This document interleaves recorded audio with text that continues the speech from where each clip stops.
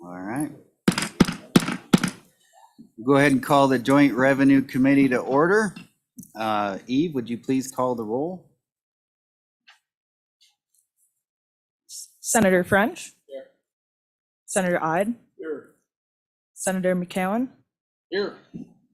Senator Pappas. Here. Representative Baer. Here. Representative Byron. Here. Representative Locke. Present.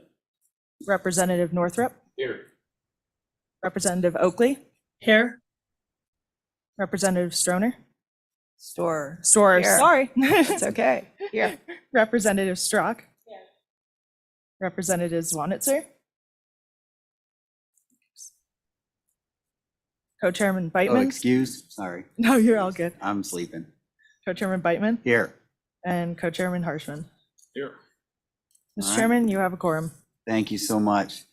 Welcome, everybody, to the last Revenue Committee meeting of the interim. For those that aren't used to coming to these types of meetings, we're here to work this agenda.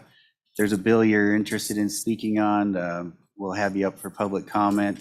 Remember to address the chairman and go through the chair, and don't get into debates directly with committee members, and try to maintain civility and decorum. And that's our goal today, is to respect each other and hear each other out, and we'll get these bills worked and finish our business for the day.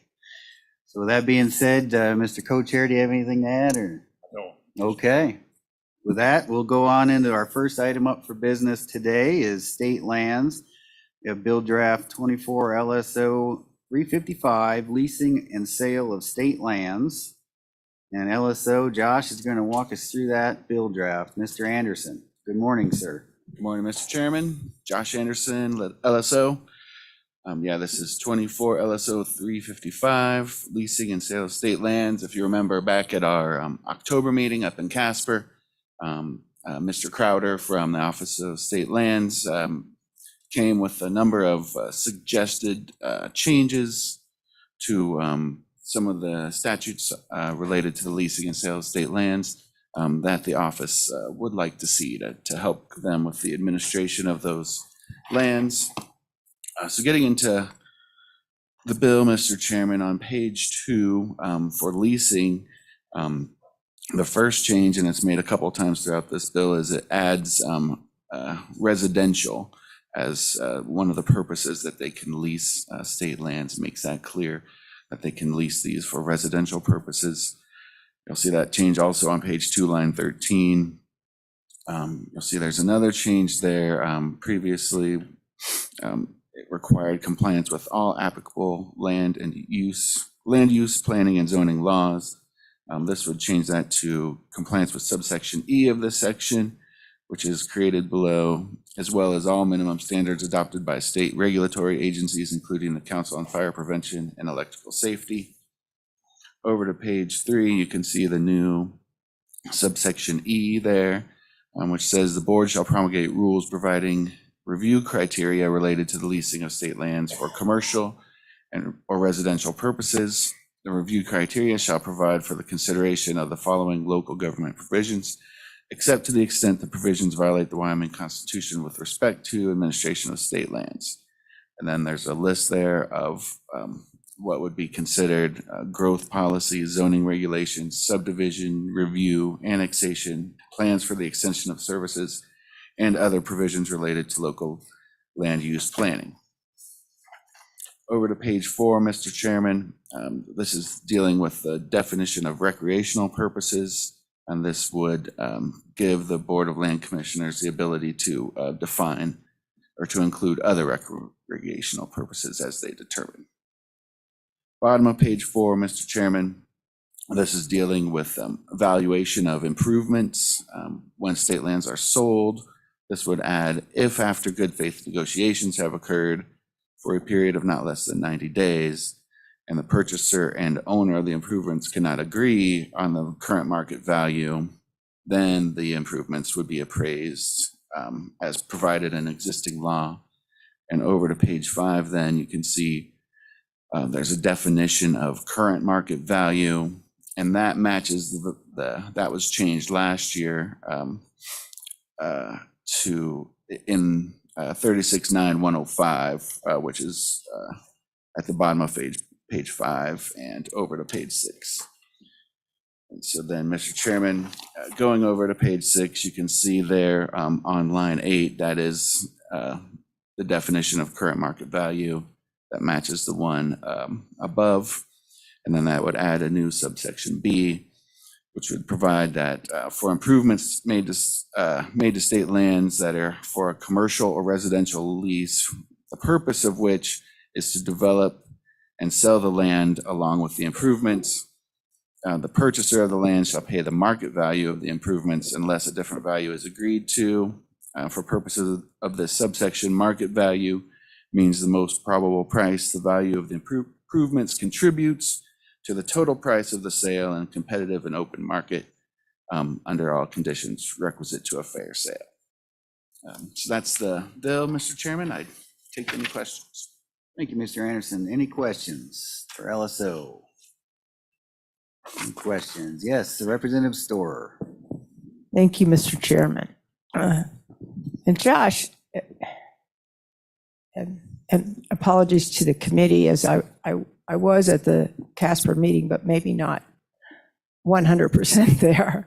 And I want to understand better what provisions in the Constitution that are spelled out under 36.5.114E in this bill. What are the provisions that violate the Wyoming Constitution that they refer to with respect to the administration of state lands? Mr. Anderson. Mr. Chairman, Representative Storer. Yeah, so when the Office of State Lands requested this, they did refer specifically to Article 18, Section 3. Looking at that provision, I don't know specifically what type of provision they would think would violate that section. But that was the one that the office had called out, Mr. Chairman. A follow-up? Yes, Mr. Chair. Go ahead. Thank you.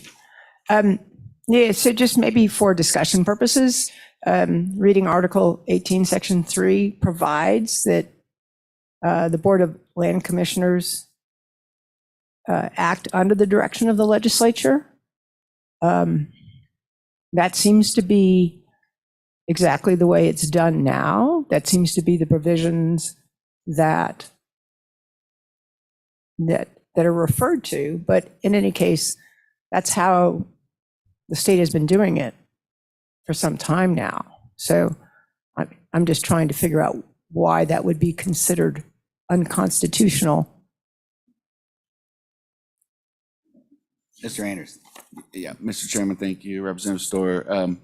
Yeah, like I said, I don't know specifically what types of provisions they have in mind that they think may violate that constitutional provision.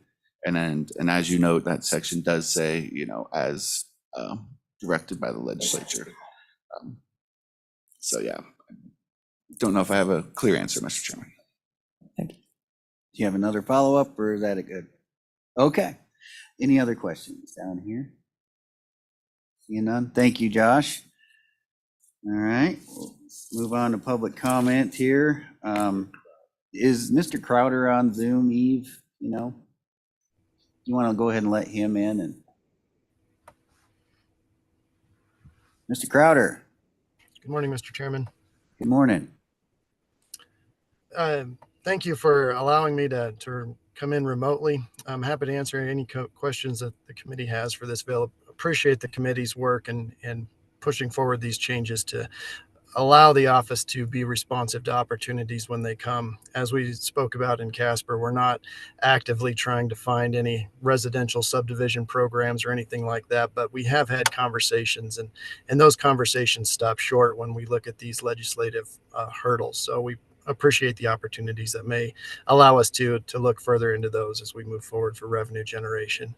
Mr. Chairman, I can quickly answer Representative Storer's question, if that's okay. Please do, sir. Thank you. Representative Storr, I think you raise a good point. The intent of this language, and again, we were trying to strike that balance between the authority that the Board of Land Commissioners holds as far as management and revenue generation on its lands, and allowing those local governments to have a seat at the table so that we can further understand what local land use planning and other regulations and even future plans the local government may have that might have an impact on the type of use that the board is entertaining.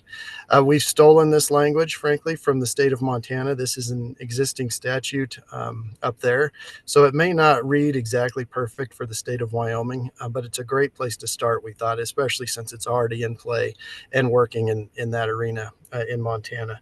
But specifically, we wanted to make sure that the spirit of the Constitution was still intact as we move forward and entertained new and emerging opportunities.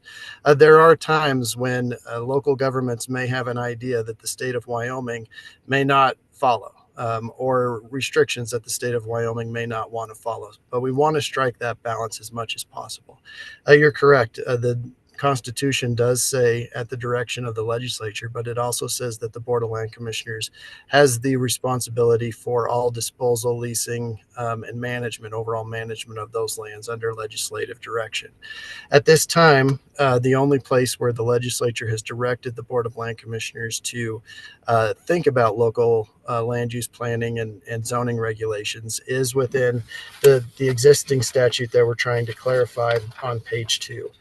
Outside of that, there's not a place where the legislature has directed the Board of Land Commissioners in any other way as far as development of its lands to follow local land use guidelines. So this is an attempt to clarify that, to ensure that this discussion is had prior to the Board of Land Commissioners approving any lease, that the local government can have a conversation with the Office of State Lands and with the proponent and make sure we have a good and sustainable opportunity moving forward, rather than just one that the Board of Land Commissioners moves forward without discussion. So that's a quick answer to your question, Representative Storr. I'm happy to answer any others.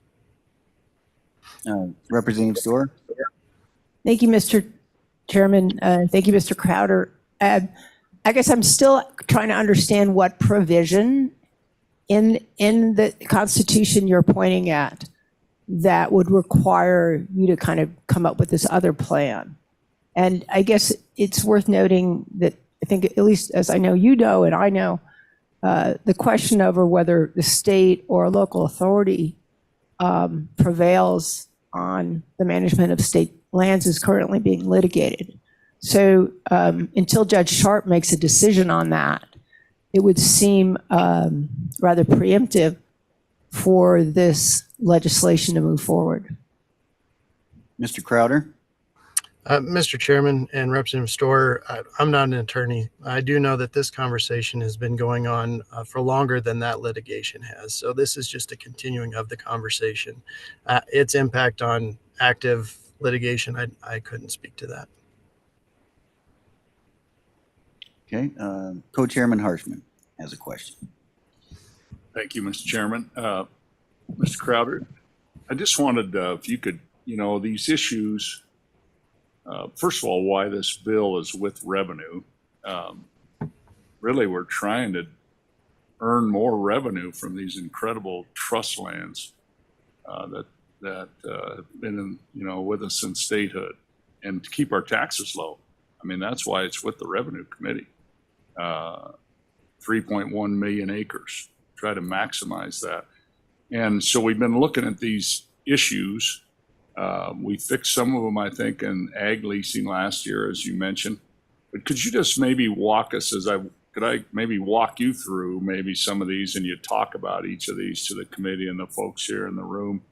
So on that page 2, the first thing is just adding the word residential. And I think that the state board and land commissioners probably can already do residential, but why do you want that word added there on line 7 there, page 2? Thank you, Mr. Chairman. Good question. So the reason is just clarity. We do have existing residential type leases. Some of them are recreational in nature and cabin sites. Some are much longer term than just a weekend stay at a cabin. Some are 6 months cabins. We also have residential houses and farmsteads across our grazing leases as well. And so really, we do believe we can do residential leasing, but we'd like to have the statute be clear that it's the legislative intent that anybody who's reviewing our statutes and approaching us to bring us opportunities sees the word residential and can bring those opportunities to us for further vetting.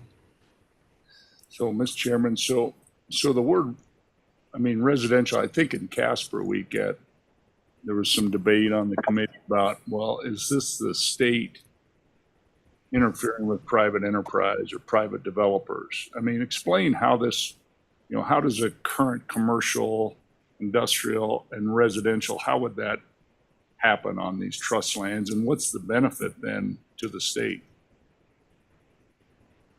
Mr. Chairman, a great question, Mr. Co-Chair. Really, the sky is the limit.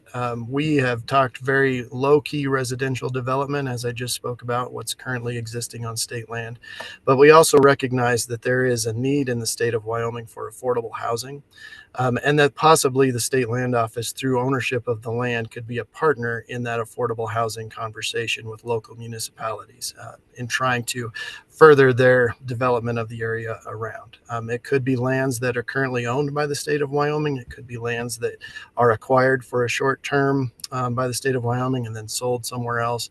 But really, it's allowing the municipality to place restrictions on the development of housing where they may be further limited by that or more limited in that when you're just dealing with private land and private developers. Obviously, they have an economic base that they're trying to meet, and through the lease terms, we can reduce that base. We can allow houses to be built at a lower cost, I guess. You don't have the land holding costs immediately. We could spread that out through time. The state could hold it for quite a long time, reducing that risk in that area. Again, we don't have a program to set up right now. We've just been discussing opportunities where state lands could offer its help to these municipalities. So I don't know that I can fully answer your question there, but without the ability for the local governments to have some say through lease terms, what I've seen is that they've been subject to private development, private developers trying to make their income margins as great as possible. And then that might further push out the affordable housing conversation. So, Mr. Chairman, and apologize, but committee, I just want to kind of work through these. That's all right, Mr. Chairman, just kind of Yeah. work through, and other members can jump in just on this.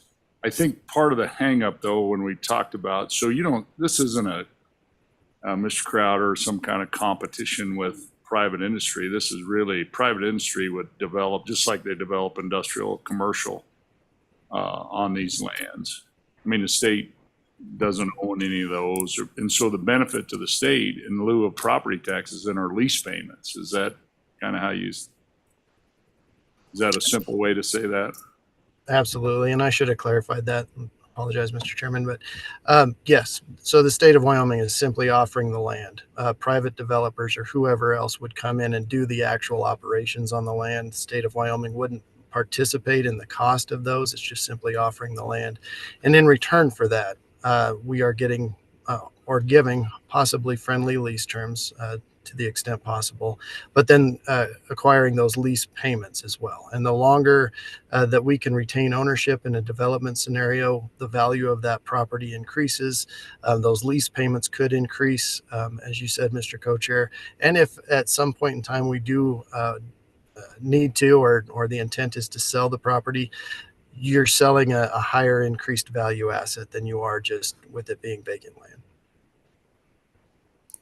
Okay, Mr. Chairman, and then the next part, I think Representative Storr asked some very good questions about, you can see on line 15, the current language that is stricken through, and then you add the subsection E. And to me, this is the most complete I've seen it over the last couple of years, versions of this. Any more kind of comments on this? Because there's always, if you're going to and Cody in Park County every town in Wyoming has a state section pretty close to it, of trust lands. But we want to make sure they're done in the right way, and so they fit the community. And so that, I guess, any more comments on that? I mean, that's how I see it. Is so if a proposal comes in Cody or Sheridan or wherever, Casper, that they have to meet with the locals to make sure it kind of matches what the community wants as well. That's how I see it. Is any other comments on that? Mr. Chairman, Mr. Co-Chair, I think you're exactly right. The intent is to provide that communication. And as we've spoken before, there are great statutes for building private buildings on private land. There's great statutes for building state buildings on private land, but there are very poor statutes in building private buildings on state land, which is what you're talking about there.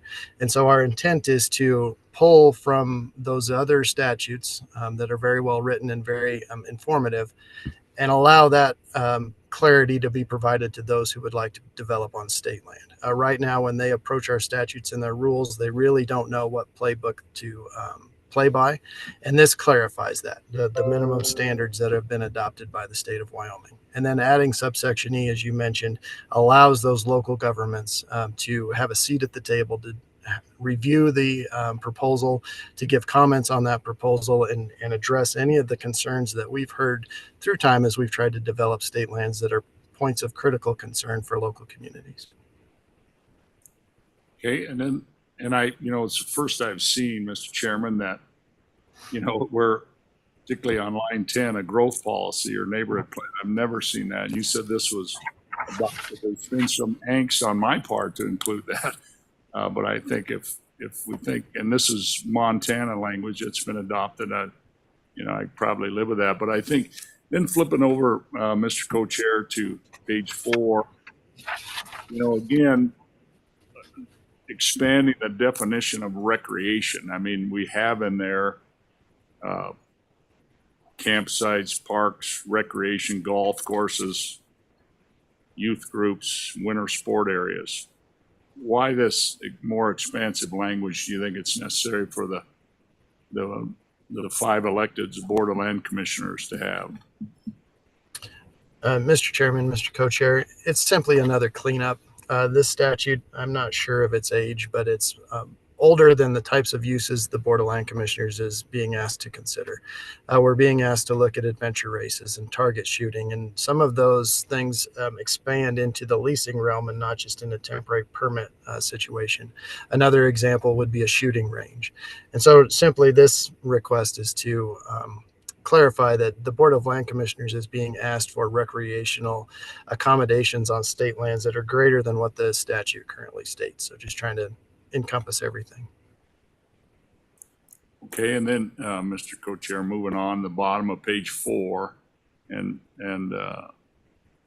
Mr. Anderson, our attorney, mentioned we cleaned this up really for ag leases, and so this is really to match that same language is how I see that for these other leases. Any comments on that, on the new language on the bottom of page 4 that goes over to top page 5 on this current market value instead of the old language? Mr. Chairman, Mr. Co-Chair, exactly. The Joint Ag Committee did great work last session to work on grazing and agricultural improvements when a grazing and agricultural lease is lost. But where they stopped short was, what if the land is sold? And so what this simply does is mimic that language for when a lease is lost to when the land could possibly be sold. So just making both the same. And that's kind of a modernization then. Okay, and then, I think and that carries over to page 6 to the end of the bill, but the one that's left out of this, you brought us, 4, 5, 6 ideas that would help the 5 electeds in the management of these trust lands. And as mentioned in Article 18, I think Representative Storer brought out, the Constitution clearly states the Board of Land Commissioners names the 5 electeds. are responsible underneath the legislative direction. So we set the parameters, and we have over the years, but clearly and so this really I see as a way to kind of clean up these parameters, so we can make some more money off these leases to keep our taxes low, bottom line. And I guess that's, any other comments on that, Mr. Crowder? Mr. Chairman, Mr. Co-Chair, I think you hit the nail on the head. The Joint Revenue Committee has done a lot of work, has had a lot of conversations, has created some subgroups that we've been participating in. And so this is just the culmination of all of those conversations of where have we been limited when opportunities are provided to us. And so that's why we wanted to provide you with these suggestions to take advantage of those opportunities, or at least allow the opportunity to continue to walk in the door instead of seeing the legislative hurdle and stop. Okay, and it's been about a 4-year journey, so appreciate your work on that. And okay, thank you, Mr. Co-Chair. Thank you, Mr. Co-Chair. Any questions? It's like Senator McEwen. We got a bunch down here, but we'll start with Senator McEwen and work our way down. Thank you, Mr. Chairman. I'm a bit confused, so I'm going to ask the question again. You made the statement that you could build these houses cheaper, and yet we come around to how is that not competing with the private market? How is that not using taxpayer dollars to shape the whole housing market in the state? And I get it. There's no plan on it initially, but we're certainly headed down that path now and talking pretty heavy about building neighborhoods. So I guess I just need another explanation on how this is not competing with private industry. Thank you, Mr. Chairman. Mr. Crowder? Mr. Chairman, a great question. And like you mentioned, there's no program stood up right now for this. This is just allowing an opportunity to grow and expand on state lands. You could possibly be correct. I don't know what the crystal ball holds for this, but the need that we have been presented with and of the task forces and committees that we participate in, the need for affordable housing is there, and they see our land as a potential to build that affordable housing on. If that changes the housing market in the state of Wyoming, it possibly could. But what we're trying to do is answer that need and that opportunity that the private housing market in the state of Wyoming has limited some individuals from being able to afford a home. And so the local municipalities are suffering in that way. And we're just offering the opportunity up that if it works and the situation can be benefited by some development on state lands for lower cost housing, then we want to be able to open that up and see if the beneficiaries in the state of Wyoming through revenue generation can benefit as well. I'm not going to say that there's not going to be an impact, but the need from the state of Wyoming to the state land office in these discussions is that possibly we need a spot where cheaper houses exist. I have a quick follow-up before we go down the line. So the question I think Senator McEwen was asking, is this an affordable housing bill or is this a revenue bill? Because I don't think you can have both. I mean, if we're going to build affordable housing, like a state-run affordable housing program, we're not going to be maximizing our state lands. Because if we wanted to maximize revenue of the state, we'd be building multi-million-dollar homes in Teton County on the state land. So not affordable housing. So which is it, Mr. Crowder? Mr. Chairman, and that's a fantastic question. Thanks for asking it. So I'll just start foundationally. The Board of Land Commissioners has created trust land management objectives. Obviously, number one is revenue generation. Number two is efficiency of the management of those lands. And then number three is benefiting a community need. So obviously these lands through the guidance of the Board of Land Commissioners, which got those management objectives from large scale, broad legislative authorization or legislative direction as well, has an ability to create a community benefit. And so that's probably the trust land management objective that this topic would fall under. There is a limit on how that can occur within existing statute, and that's what the draft bill attempts to correct. And that is if a developer were to provide improvements on the land build all of those improvements, I am certain that he has some expectation to create a revenue stream for himself, some profit margin as well. At the moment, with existing statute, if we were to sell that property, he would not get market value for that improvement, for the curb and gutter, for the possible house, for anything else that might be developed on that land. He could only get the market value less depreciation, not the market value in a competitive market sense, as the definition states on the last page of the bill. So those two coming together allow us to, one, have the foundational authority to move forward with a community development situation. The draft bill opens up a hurdle that we can further explore that opportunity. And at the moment, with no development opportunities on a specific parcel of land, we're often just left with the grazing revenue, which is pales in comparison to what development revenue could be. So even if we are developing lands for an affordable housing scenario that might be less than full market rent, that is correct. We're probably not generating the same amount of revenue, but we anticipate to compensate, at least to some extent, lease payments on top of sale, ultimate sale, if we're going down that far.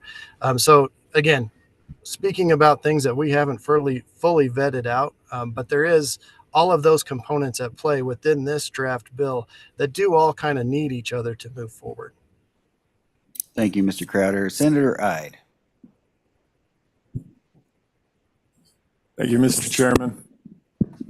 Deputy Crowder, thanks for being with us in your car today. It looks a little more comfortable where you're at. Senator Beitman and Senator McEwen pretty much hit on what I wanted to say. I always get a little bit, I guess, queasy when I hear affordable housing. Nobody ever really defines what that means. It's almost like an obfuscation of taxpayer subsidized housing, which is a distortion, it's a distortion to the free market. And I guess my question is, do you see a lot of opportunities around the state? Is it sort of, centric to certain areas, or where are these opportunities for residential housing? Thank you. Mr. Crowder? Mr. Chairman, Senator Ide, a good question. I don't think we've fully vetted out where these opportunities are. I can tell you that the community around Cheyenne has approached us, the community in Teton County, around Sheridan and Casper, all have had conversations with us. So while we haven't identified things, it's those areas that may be limited in growth, may have, for whatever reason, very high real estate costs in the vicinity. Those are the areas that I could see this being a benefit for. But again, no real conversations because we're kind of stymied by the legislative hurdles. I saw some more hands earlier. Did your questions get answered? Okay. Anybody down here? Co-chairman and then Representative Storr. Thank you, Mr. Chairman. And just a clarification, I think, in an earlier question. I mean, this isn't a taxpayer government program. I guess I see it as you would lease for residential, just like you lease right now for commercial or lease for ag, and you want to make sure that you can have those terms and any improvements that are made, you get fair market value. I guess I don't see it's not a deal where you appropriate money in the budget to build houses in Cody on a piece of state land. That would all be a private developer who would lease the land, come to you with proposals. I think somehow I heard that this is a government housing program, and I just want to make sure that that's not what I think. And I just want to make sure as a deputy director, what you're thinking. Thank you, Mr. Chairman. Mr. Crowder? Mr. Chairman, Mr. Co-Chair, exactly. And again, we haven't stood up any program. And who has approached us right now are public-private partnerships, if you will. A lot of just private developers, as you've mentioned, have come to us to not just build the affordable housing scenario, but to just build a neighborhood and sell it at market rates. That has occurred and it hasn't gone forward very far. But then also the public-private partnerships have come in, where the city, a particular city and a developer has come in and said, what do you think about this partnership? Could we move forward? And then we point to the legislative limitations. So it could be anything and everything. And you're exactly right. When we lease for commercial purposes, for the oil and gas industry, for compressor sites and tank farms, we're not participating in that. We are allowing them the land to build on and expecting a lease payment to come back. And possibly that opens up a more economic oil and gas development elsewhere in the neighborhood, and we can further benefit through royalty generation. Okay. Representative Storer? Thank you, Mr. Chairman. Deputy Crowder. I appreciate that your intent is to work with local communities, but to date, Teton County is kind of the seems like the guinea pig, perhaps, for moving forward with commercial leasing of state lands, and in particular on the 390 parcel near Teton Village. That is, of course, a very valuable piece of land, and you've gone about leasing it through some temporary use permits. Those permits do require compliance with local land use laws, the way I read them. But it seems that you've notified lessees that such compliance was not necessary. Is that correct? Mr. Chairman, Representative Storer, that is some of the topics within the litigation, so I don't want to go too far down that road and answer those questions without the litigation being completed. Follow up? Yes, please, Mr. Chair. I guess I just would like to understand better what working with a community looks like in your mind. We've had the lease of the geodesic domes for glamping, and the first permit for water quality was litigated, and it was found to be not adequate. It's still in litigation. Lots of people have read about the negative scenic and visual impacts of the geodesic glamping domes, noted most particularly by the governor. We've had shipping containers that came over the pass this last winter illegally that snarled traffic for hours on end that were also destined for the state lands. We have a proposal for an air burner that everyone in the community that showed up was against, and yet it has also moved forward. So if you could help me understand better what working with a community looks like, and maybe we could do a better job moving forward. Thank you. Mr. Crowder? And Mr. Chairman, Representative Storer, I think that's what the intent of the draft bill is specifically. It states that the board shall develop the review criteria when it's considering any of those for future uses. And of course, this is in a leasing sense, but it wants to have that conversation. And so what we don't have right now is clear guidance like the draft bill provides. Should the draft bill move forward, we would have clear guidance to have these conversations and for the Board of Land Commissioners to fully understand everything that you're talking about, where the concerns are, where the county or the local government has infrastructure and how far that goes, and what can it support moving forward to create a sustainable leasing situation that increases revenue, hopefully to the county, but as well as to the state. Follow up? Thank you, Mr. Chairman. Mr. Crowder, is there something that's getting in the way of that happening currently? Mr. Crowder? Mr. Chairman, Representative Storer, I think you raise an interesting situation. So we have evolved over the last 3 years as the legislature has guided our work in Teton County. We've put more of a focus in that area, which has created a lot of these conversations that don't frankly happen in the rest of the state, Teton County being unique. So we are evolving in trying to find and explore those opportunities for revenue generation in Teton County, and recognizing that we need a more clear playbook than what we've been successful in developing across the rest of the state with.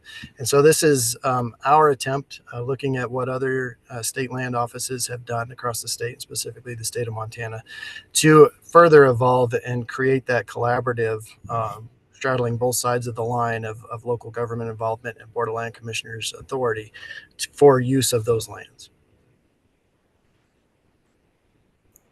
Follow up? Yes, please. This will be the last one. Thank you, Mr. Chairman. Thank you, Mr. Crowder. Because you brought up the question of maximizing the land, maximizing the value of the parcels in Teton County, that was the result of HB 162 from 2020. I went back and read that recently again and noted that Section 1B, Roman numeral I, requires that OSLI develop a plan that identifies and recommends opportunities for the transfer, lease, development, or exchange of state trust lands in order to maximize the value of the parcels to the greatest extent possible. Given the news on the Kelly parcel, I'm wondering if that provision would apply to the disposition of the Kelly parcel by auction. I mean, I know that there's been some talk, and you and I have discussed this, that there could be a provision for the board to not accept the highest responsible bidder should the parcel be put up for auction, or that the board could condition the sale in some way. But it would seem that statutory language, if conditions were put on that reduce the value of the parcel, wouldn't that be against the law that says it has to be maximized? Thank you. Mr. Crowder? Mr. Chairman and Representative Storr, that's certainly a conversation that we've had and is ongoing. Any conditions that are placed on the property that would have an impact to the appraised value would obviously have to be considered in and against the Constitution to ensure that we're maximizing the revenue from that sale. Specifically to House Bill 162, I don't have that in front of me, so I can't refer to it directly, but it served its purpose as a study bill, for lack of a better word.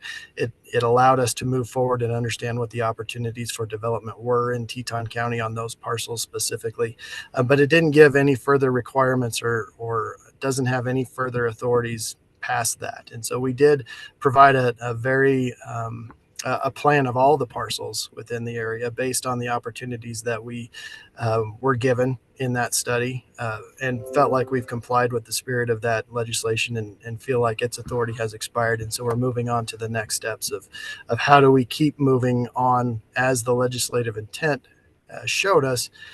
Teton County needs to be reviewed for revenue generation. And this draft bill hopefully allows us to move forward in that way as we've evolved through the conversations and the need for clearer sideboards. How it impacts the Kelly parcel, I don't at this point believe that it has much impact, other than there was a desire or a portrayed intent of the public and those in and around and interested in the Kelly parcel to have it sold to the Park Service for continued conservation. I think that's as far as we believe House Bill 62 and the results of that bill have guided us in that conversation so far. Thank you, Mr. Crowder. Co-Chairman Harshman has a question for you. Thank you, Mr. Chairman. Just Deputy Crowder, back in Casper. So this bill really has four little pieces to it. Adds the word residential, and then it adds the new language on this cooperation with local governments that we borrowed from Montana. Then it adds adds a sentence on recreation that allows the Board of Land Commissioners to expand that, because you said as some of this recreation has changed over time, it's not just golf courses or campgrounds. And then the other part really in this bill is the market value piece. So when the land is leased, that entity knows that they can put improvements on that land and get market value when that lease ends. Exactly what we did with the ag improvements for irrigation, those kind of things in last year's ag bill. The other thing I noticed, I mean, that is not in this bill that you talked about in Casper was the 99-year for financing, those type of things for industrial and commercial and residential. Okay, so that's not in the bill. But of these four things, the residential word, local governments, recreation, and market value, if there was just, I mean, I'm listening to the committee here, and if there was just one thing that we move forward in this bill, there's four things now. What would be, you think, the most important for the Board of Land Commissioners to really help right now? The first thing we should do to clean up, to help with generate revenue and off these lands. Thank you, Mr. Chairman. Deputy Crowder? Mr. Chairman, Mr. Co-Chair, that's a good question. I think the item that has the greatest impact for us to further develop the opportunities that might come through the door is the addition on page 6, the ability to compensate those developers or whoever would place improvements on state lands at the current market value. That is probably our largest hurdle to having those opportunities come in. After that, we really do need to understand how the board interacts with the local governments. So that would be my 1 and 2. Okay, thank you, Mr. Chairman.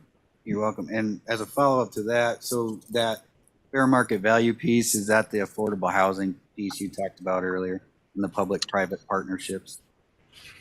Mr. Chairman, it opens the door for those conversations, certainly. If an individual cannot be compensated justly for the work that they do on state lands, then they won't do the work. Won't even look at it. Thank you. Any further questions? Mr. Chairman, Sorry, Mr. just to clarify though, that is really for all improvements. I mean, a person builds an industrial park or a water tank, you know, or a road or anything for any development, commercial, industrial, or residential. Is that right? I mean, it's not just this public-private thing that was mentioned. I see it as really for all leaseholders, knowing that they're going to get what they put into it out of it when the lease ends. And we did that for the ag leases last year. This would be for all other commercial industrial leases. Is that correct? Mr. Chairman, Mr. Co-Chair, absolutely correct. It's a very broad statute, has applicability across the spectrum.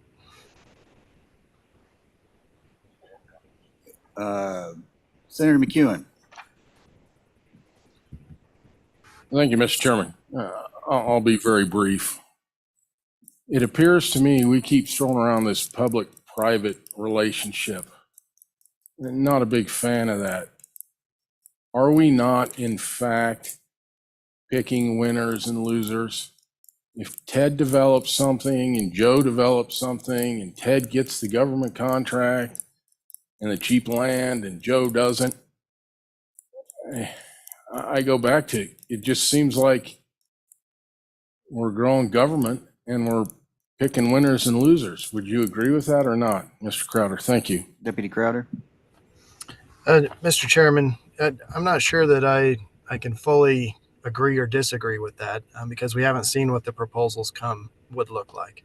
The legislature last year did require notice of RFPs if the office were to go forward with an RFP to see who the developer could be.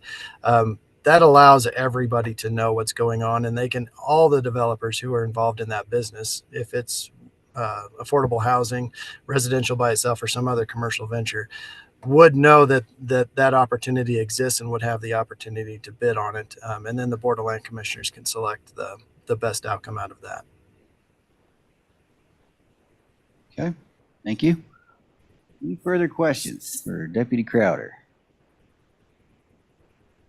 Seeing none. Thank you, sir. Appreciate you being on this morning. Thank you. All right. Any further public comment on state lands? Come on up. Please state your name for the record.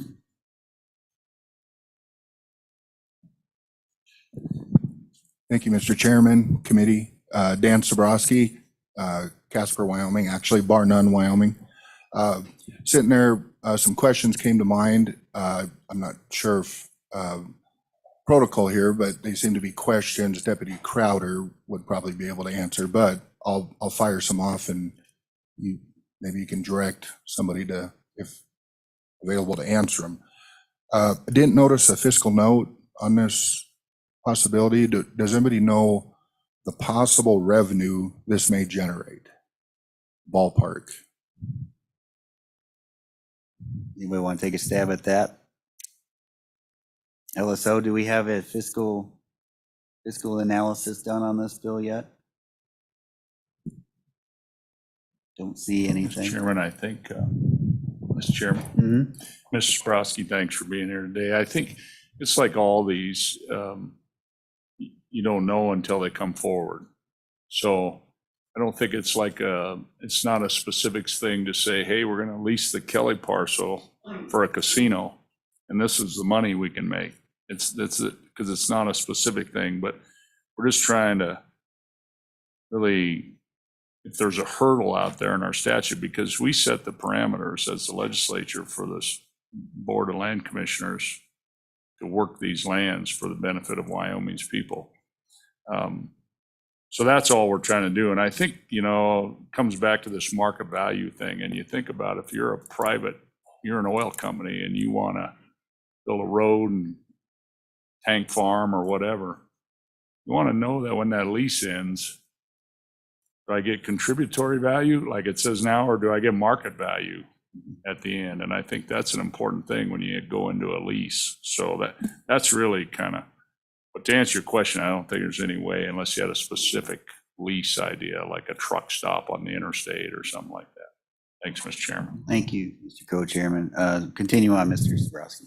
Thank you. Thank you, Mr. Chairman. Thank you, Mr. Co-Chairman. My next question, I guess the most concerning thing I heard, when Deputy Crowder mentioned that the lowest point of revenue comes from ag.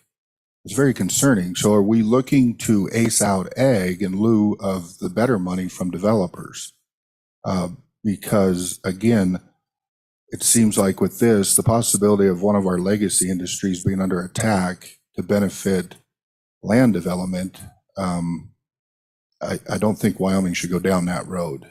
Do we see provisions, if this was to move forward, to protect our ag? And would ag be competing on those leases with big, wealthy developers? Because once a moderately financially stable ranch tries to hold on to that lease but has to go up against a major developer, are we going to start losing our ag abilities, Mr. Chairman?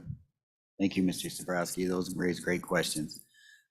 Those are certainly, that's what we have to decide with this bill, right? This could open a door to a seismic shift in land use policy. And we as the legislature have to put those sideboards up as we see fit. So any other concerns you have? Just one more, Mr. Chairman. Yes, go ahead. Myself, I have developed land as a private developer, and I've worked as a subcontractor on these public-private housing projects.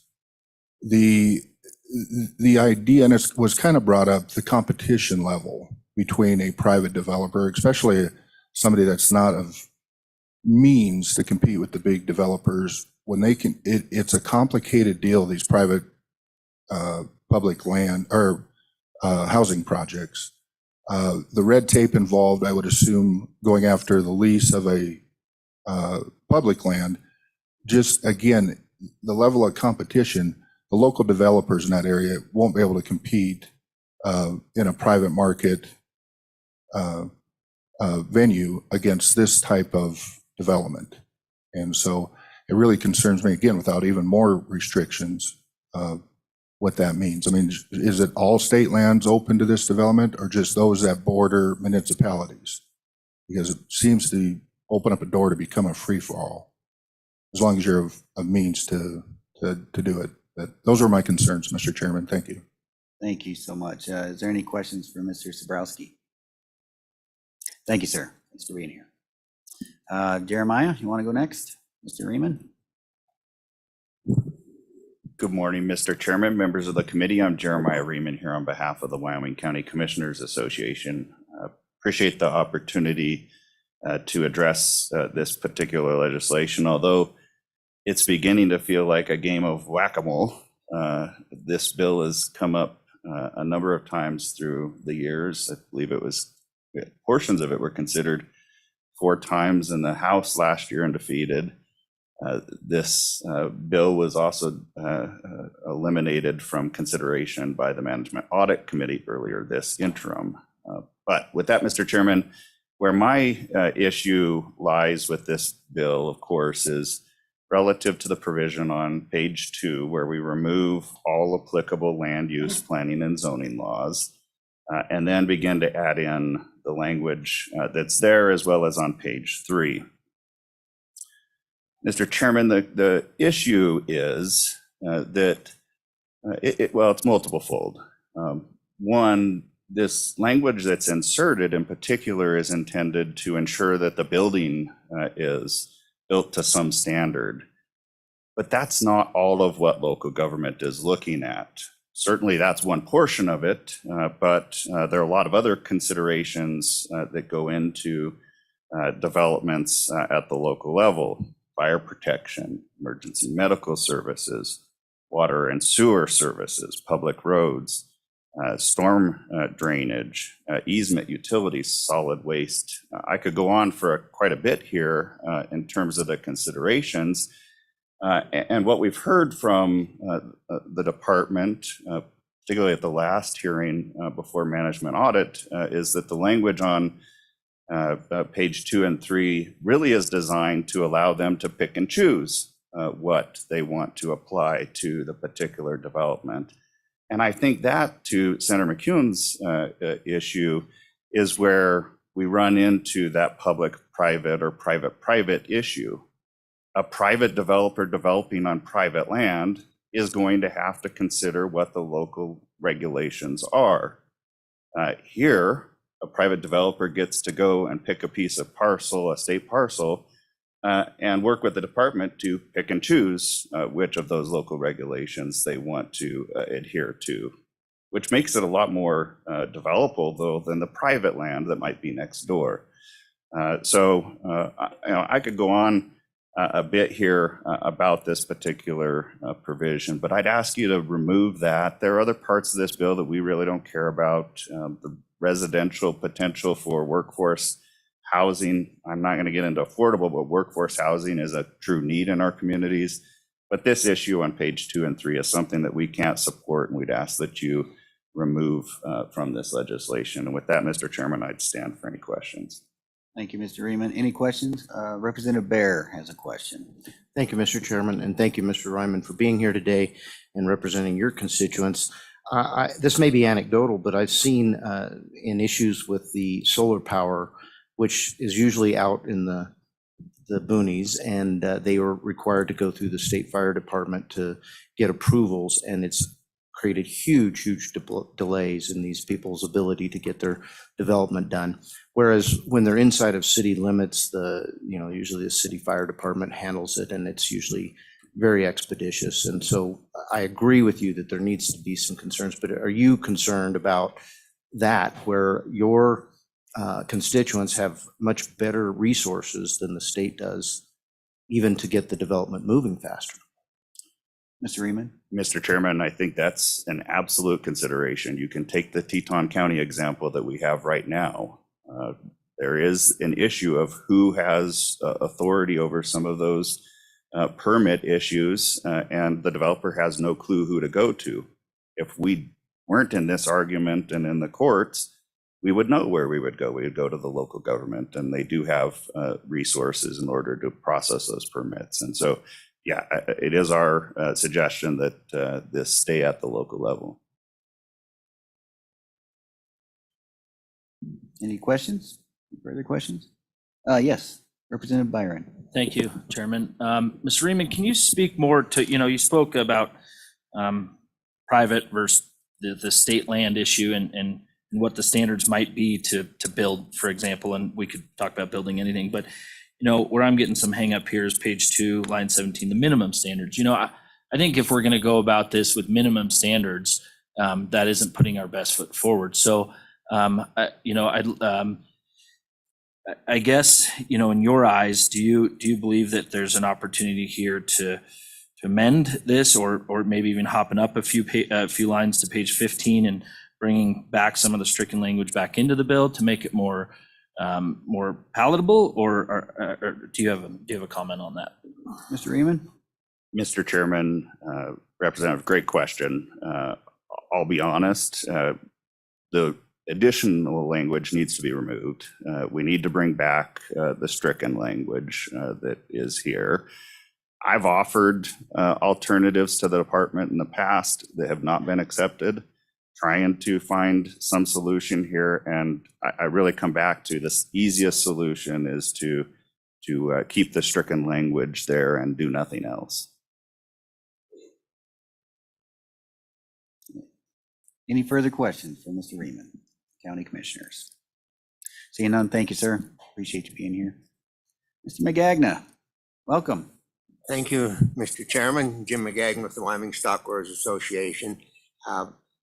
I will confine my comments to the language on page 3 specifically, and would certainly concur with the comments previously made by Mr. Reaman. But looking at it from a landowner perspective, two things.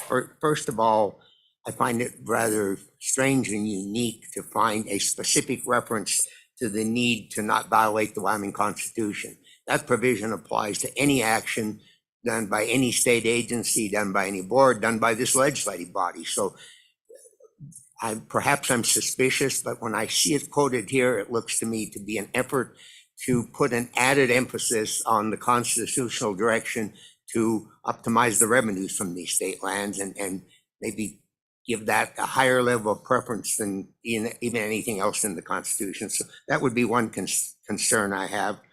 The other concern we have is with it says consideration of the local government provisions. As noted on page 2 in the current language, for a true state lease, the state is obliged to comply with those provisions.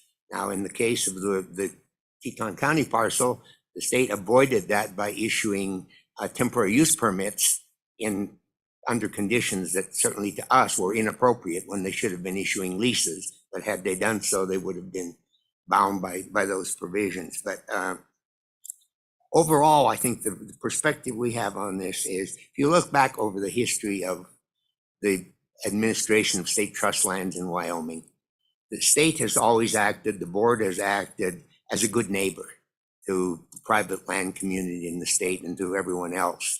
And that's been recognized. There are at least 2 cases I'm aware of where the Wyoming Supreme Court has ruled that in leasing state lands that the board is entitled to look at the impacts beyond just revenue. Certainly that's the primary one. Look at the impacts on local economies, on local citizenry.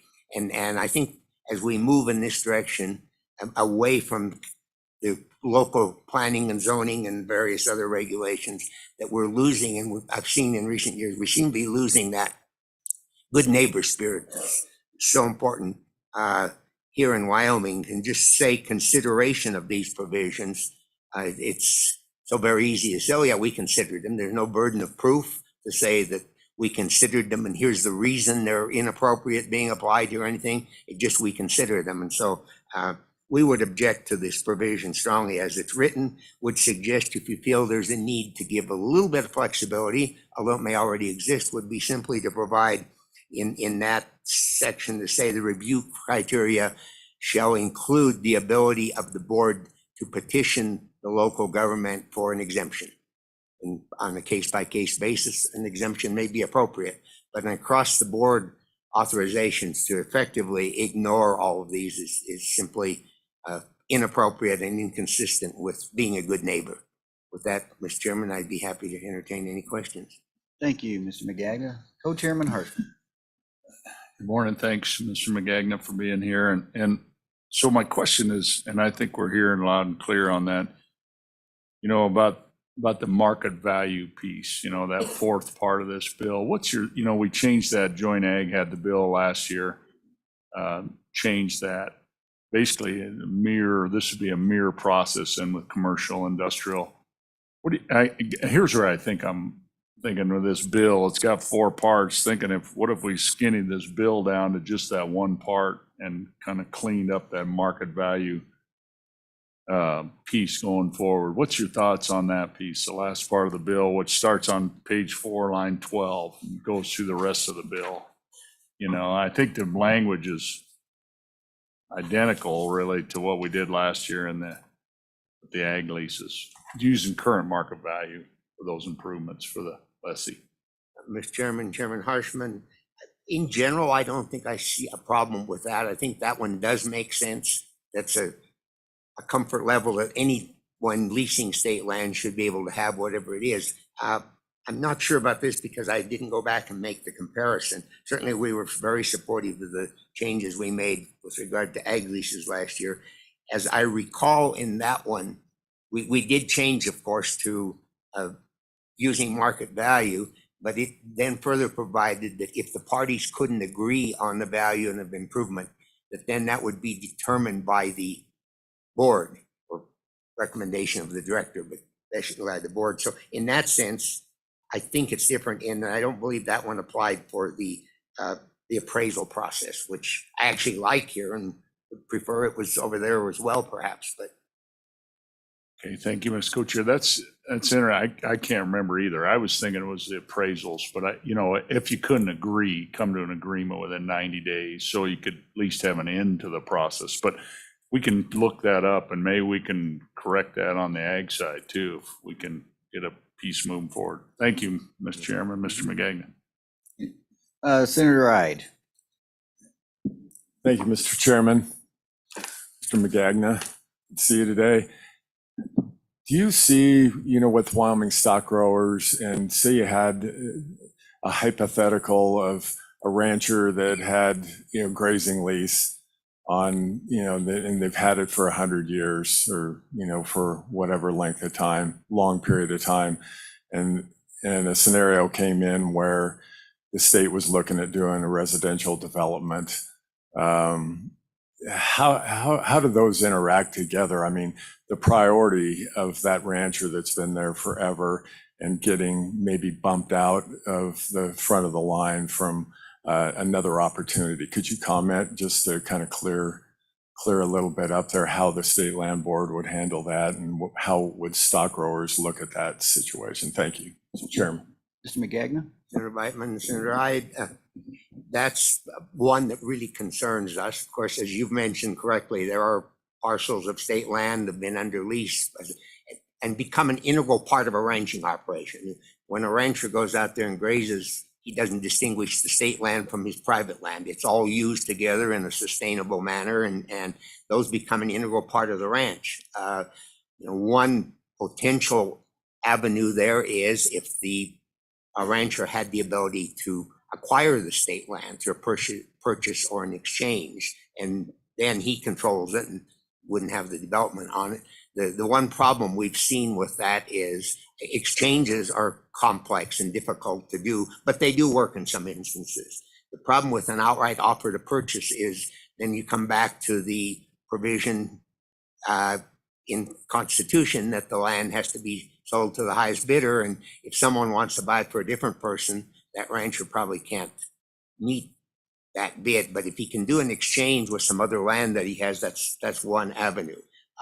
Certainly, we're concerned if we were to go heavily into development of whether it's affordable housing or industrial facilities or that on state lands that are located out in the middle of nowhere, that could have a very negative impact on local ranching community.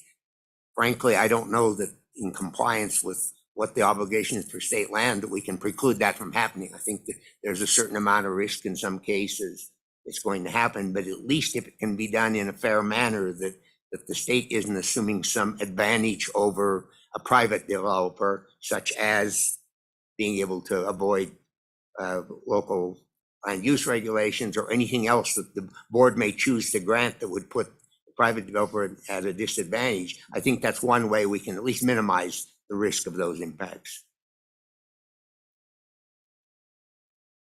Co-chairman. Thank you, Mr. Chairman and Mr. McGagnon. How does it work now, just to educate us, like, and you think Converse County is probably the most recent where you've had all these ag leases and now you have all this oil development. And so you have compressor stations and all those things. How does it work now? I mean, there's an ag lease, been there forever to a longtime ranching family in Converse County. But now we have to put this tank battery on part of that lease. How does that process play out? Is it? Mr. Chairman, Representative Harshman, been a while since I've actually worked with that, but I'll give you my best recollection. If I'm incorrect, Mr. Crowder could probably correct it, but the proposed lessee or the lessee for, say, mineral development or some type of another activity is required to negotiate with the current grazing lessee to compensate for any impacts. And that's the process that is usually used. If they're not able to negotiate satisfactorily, then again, it comes before the Office of State Lands and can be put in the director's recommendation in front of the board as to what the compensation should be to the grazing lessee. Very good. Thank you. Any further questions for the stock growers? Mr. McGagnon. Thank you, sir. Thank you, Mr. Chairman. Appreciate your testimony. I Yes. just want to, Mr. McGagnon, I just want to, ag is the heart and soul of Wyoming. We all know it. So that we're not trying to, there's nothing in this that anybody's trying to do that would hurt grazing lands or those opportunities. I mean, I think there's 3.1 million acres now of state trust lands. And I would guess the vast, vast majority, I don't even know the number. It'd be good if somebody knew that number, are ag leases. And that, 98% or something like that. yeah, as and I recall. that'll stay that way, certainly. I mean, ag's the heart and soul of our, certainly minerals push the state, but ag has been there a long time. So we appreciate your work and representation. So thank you. Wait, Mr. McGagnon. Yes. Thank you, Mr. Chairman. My question would be so if we're giving 75 years to these other leases, what about ag? Why are we not given 75 years? Is that a possibility? Mr. McGagnon. Chairman, Representative Stroh, unfortunately, in my view, but in the Constitution, it provides that any ag lease shall be for a maximum of 10 years. Now, many of these have gone on for over 100 years with renewals every 10 years, but that's been the prohibition about being able to give a longer term ag lease. Thank you. Okay, I think you're off the hook now, Mr. McGagnon. Thank you, sir. Representative Allemand, thanks for joining us. Thank you, Mr. Chairman and committee. Bill Allemand, Midwest Wyoming. I have two concerns. One is around Casper, there is a lot of private real estate for sale that could be residential. What's going to happen to these people who have this private land for sale when all of a sudden there is a lot of state land that will be competing with them? And then my other concern is, if our real goal is to maximize these state lands, why are we going to accept a bid that is not the highest bid if the Kelly land ever sells, which I hope it does not? But I don't know why we wouldn't take high bid if our true goal is to bring money into the state land fund. And once again, I am extremely against the sale of the Kelly land. Thank you. Thank you, Representative. Any questions for the representative?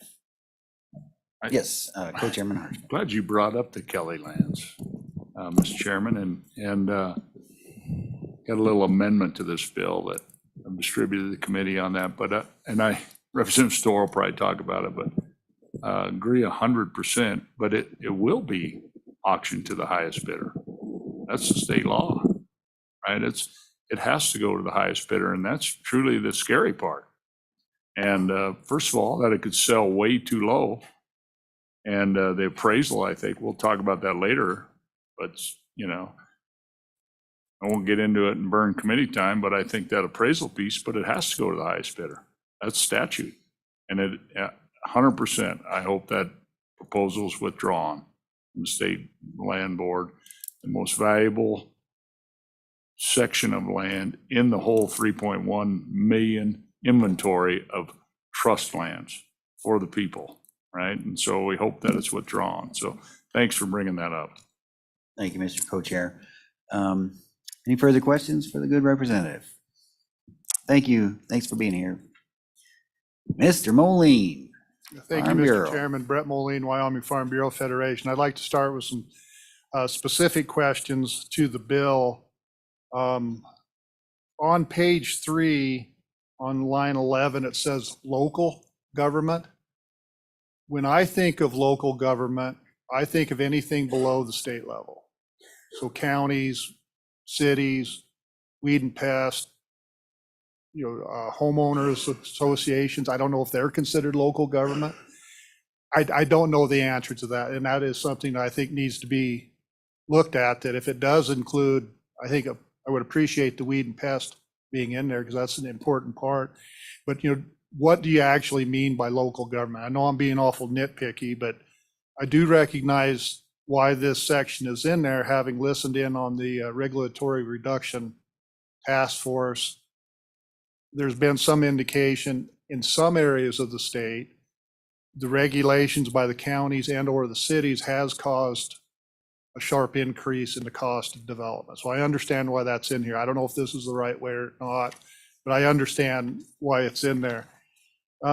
Moving on to page 4 on line 8 through 10, on lines 8 through 10, a little concern about just having that and any other recreational purpose determined by the Board of Land Commissioners. In other agencies, there's been a little bit of pushback when they've been given that broad of authority that, is that some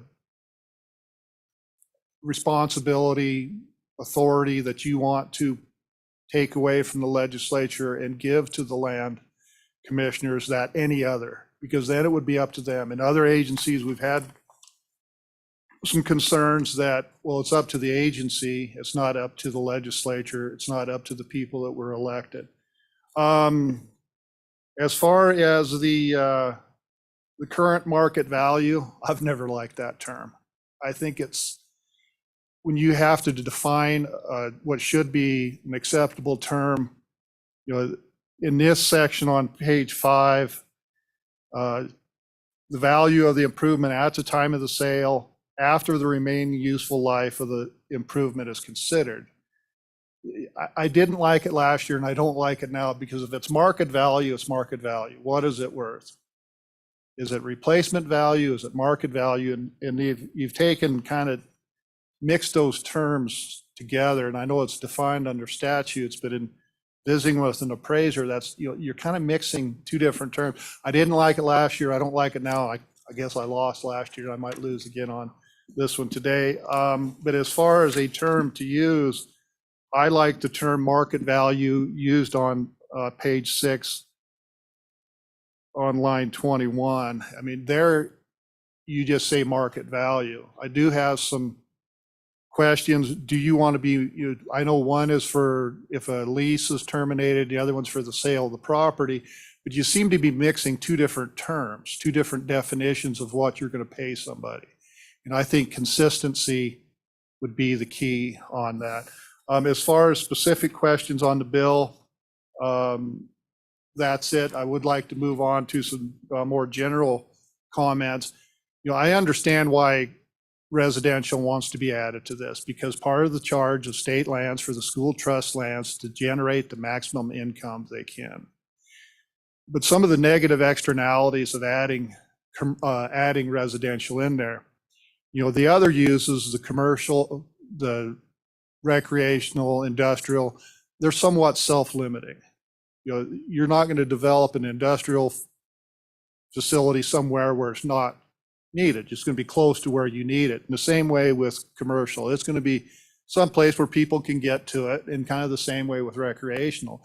One of the troubles I have with adding the residential to it is the way I read the bill, it's every piece of school trust land in the state. And so the potential strong negative externalities, the unintended consequences, could be huge to my members. agriculture is a low net return business. These being able to be leased out to residential, that really kind of changes the game. Is, thinking of an area that it might be in the middle of nowhere to a commercial or industrial, but to residential, that's a different ball of wax.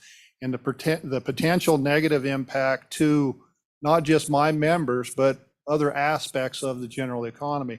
For example, wildlife. You take a school trust land section, you take 640 acres, you put it into houses.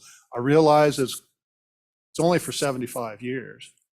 That's a long time, and they probably won't go away. So those negative aspects that it could be to wildlife, and I realize that that's on a case-by-case example, but also I worry about what the cost to education could be. If this is in an area that's isolated, you put houses, typically people come with houses, and typically they're school children. So what is the cost of going to be to get those children to school?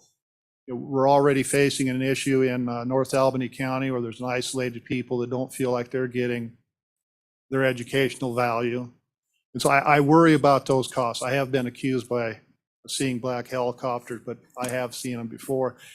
Those are my concerns with it. Mr. Chairman, committee, I would sit for any questions anybody may have for me.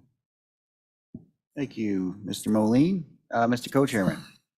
Thanks, Mr. Chairman. And Mr. Moline, thank you for your comments. I go on to your first comments first on this market value piece, because I'm asking you, I think the one that you like in paragraph B. On page 6, sir. On page 6. Yes, sir. That is the part where I think you're paid for it. So the part you like is where it says it, how you're paid for it. That market value is, and it defines it right there. The most probable price, the value of the improvement contributes. But that part that you didn't like with the improvement on useful life, that's for the appraiser.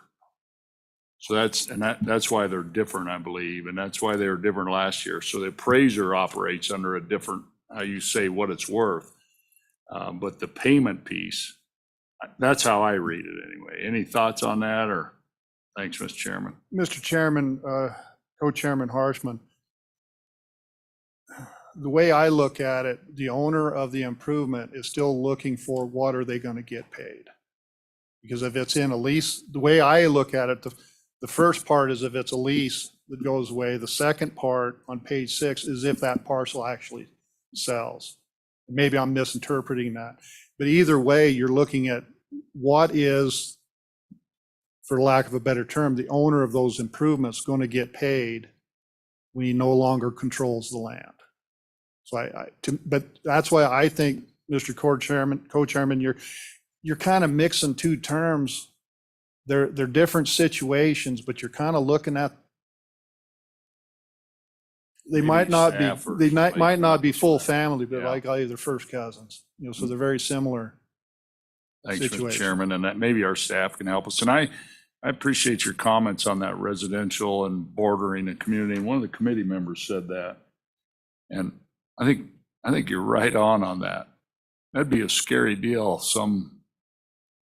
Someplace, because we're all thinking, hey, this piece right next to Cody's city limits is inhibiting the growth of Cody or whatever.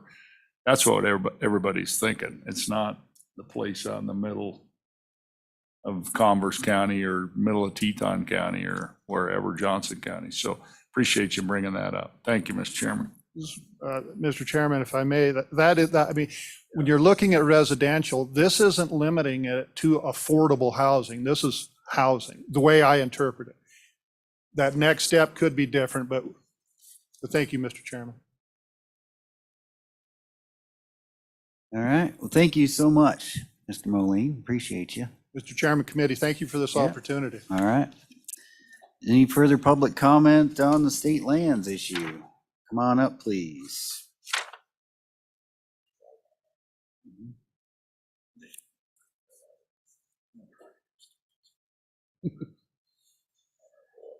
welcome to Revenue.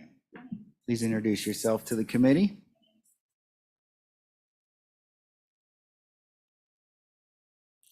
Rosemary Saban, Natrona County resident. I apologize. Is it authority being given to the local county commissioners? Line 1, which part of the bill are you referencing? In general, it's been talking about the land board. So is there going to be a defined board and another board, or is it? Mr. Chairman, in the state land board in the Constitution is listed out as the 5 electeds. So the county Governor, commissioners. the governor, secretary of state, treasurer, auditor, and the superintendent of public instruction. This is the board of land commissioners in the Constitution. We Okay. call them sometimes the state land board. Okay. And that scratches a bunch of comments here. But I find it kind of a conflict that we're talking about not wanting the federal government involved in federal land in the state of Wyoming, and that we're talking about selling state lands. It seems like we should want to hold on to our land and not get rid of the cow that gives the milk. And if we're talking about the need for affordable housing, why not get to the root of the problem, which would be property taxes?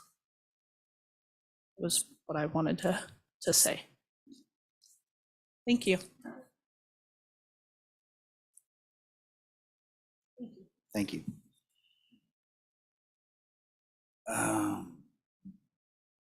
We've got to keep her moving. Bill, is it a point of clarification on something? Yeah, come on up real quick. And then anybody else that needs to testify, come on up, please. We'll fill these seats up. Representative Alleman. Thank you, Mr. Chairman. Bill Alleman, Midwest Wyoming. This is an article, I'm going to read it real quick from the Cowboy State Daily. The Land Commission could potentially put stipulations on the sale, including that the property does not need to be sold to the highest bidder and reserving approval for the purchase until after the auction. Thank you. Thank you, sir. Any questions? Okay. Good morning, everyone. Good morning. Good morning, Mr. Chairman, Mr. Co-Chairman, members of the Revenue Committee. I'm Ken DeCaria, Wyoming School Boards Association. And I just want to step back a few steps on this. I mean, I think we have to remember, and I'm going to address my comments about school trust lands, because we use the term state lands like they're just generally lands that everybody has. These lands were given under the Act of Admission with one purpose, and there's only one purpose, and that was to generate revenue for K-12 education. The only purpose. Other purposes have been added by other people, but they didn't exist in the Act of Admission and what they were for. So there is a trust obligation for these lands. You know, if you had a private trust, some of the conversations I've heard here, people would be coming up in arms about it if you said, okay, it's my private trust, but you get to tell me what I can do with my private trust and how I maximize the revenue on it. I think that would change some of the conversation with this one. You know, at some point, there's got to be the balance between the people that want to have certain obligations to these lands and the trust. You know, I always hear a lot of people, they have good ideas, what they want to see these lands done for, but they never want to pay for the lands. The problem is they'd like to control them without paying for them. And that becomes the problem with any trust asset, is that you're supposed to be generating revenue with those particular pieces of property. And so, you know, there are a lot of people have good ideas and they want to do things with these lands, and they have, you know, all kinds, but very seldom do I hear people say, I'd like to do that and I'm willing to pay for it. It's just, don't do that to me, you know, and I don't want to pay for it, but I think that I own them. And, you know, one of the things about, and I'm not unsympathetic for, you know, time people have owned certain property, you know, and the 75-year lease, I mean, Representative, as far as all those leases have to come back, and the state lands does that. They usually will write in a provision that they come back and look at that every so many years, like 5 years, and then renegotiate what those leases are and the amount of money that comes back to that. So I think it's a little, those things, they've done. The Office of State Lands has done a remarkably good job of trying to fill their obligation of doing this. A lot of other states in the Western United States primarily have school trust lands, and they've done all kinds of things. Utah's probably at the top, and they have their Office of State Lands has done all kinds of things. They've actually built subdivisions along with private industry to maximize the value of school trust lands. So, I mean, I'm not saying that we do any of those things. Arizona, when it bumps up against places like Phoenix, and in Arizona, they got 4 sections of ground for every township, just because I guess they thought the land wasn't going to ever be worth anything anyway. But when it bumps up against Phoenix, all of a sudden it becomes pretty valuable property. And so they sell that land off. I'm not saying that we should do that either. I'm just saying this bill to me allows the Office of State Lands to explore other options to try and maximize revenue to the state of Wyoming to fund K-12 education. And I think we all can see that's pretty important, because of some of your other topics that you're going to come up today. You're going to look at how to limit revenue. And again, I'm no dog in that fight. I don't want to do that. But it just seems to me that, this would be a way, if you could maximize this revenue for K-12 education, it means that you don't have to come up with that revenue some other place as far as what's going on. There've been a lot of comments as far as that, some of that with mineral leases, the mineral lessee, and that was fixed by the legislature. Well, it's been a while ago, 20 years maybe, as far as, because the subsurface lease always has precedence over the surface lease. And the legislature about 20 years ago fixed that so that they had to be some negotiation, so that they just couldn't come in, because at one point they could come in and put a drilling rig right next to your house and there's nothing that you could do about it. I mean, it was just, subsurface lease had the precedence. And so, those things have been fixed. But Mr. Chairman, members of the committee, I just urge you to think about, allowing them, and you should have some trust in the Office of State Lands, because I think they really take the charge very seriously. They're trying to maximize that revenue, and some of them, it's just like, I don't think people are going to build subdivisions out in the middle of nowhere where there's those isolated sections. For one thing, if it's an isolated section, there's no access to it. You can't get to those sections. So, it's pretty hard to have a subdivision if you don't have access, to get to that particular piece of property. And so, I think there's a lot of concerns, and rightfully so. I think that's the job of the legislature. You have to sort of look at all those particular concerns.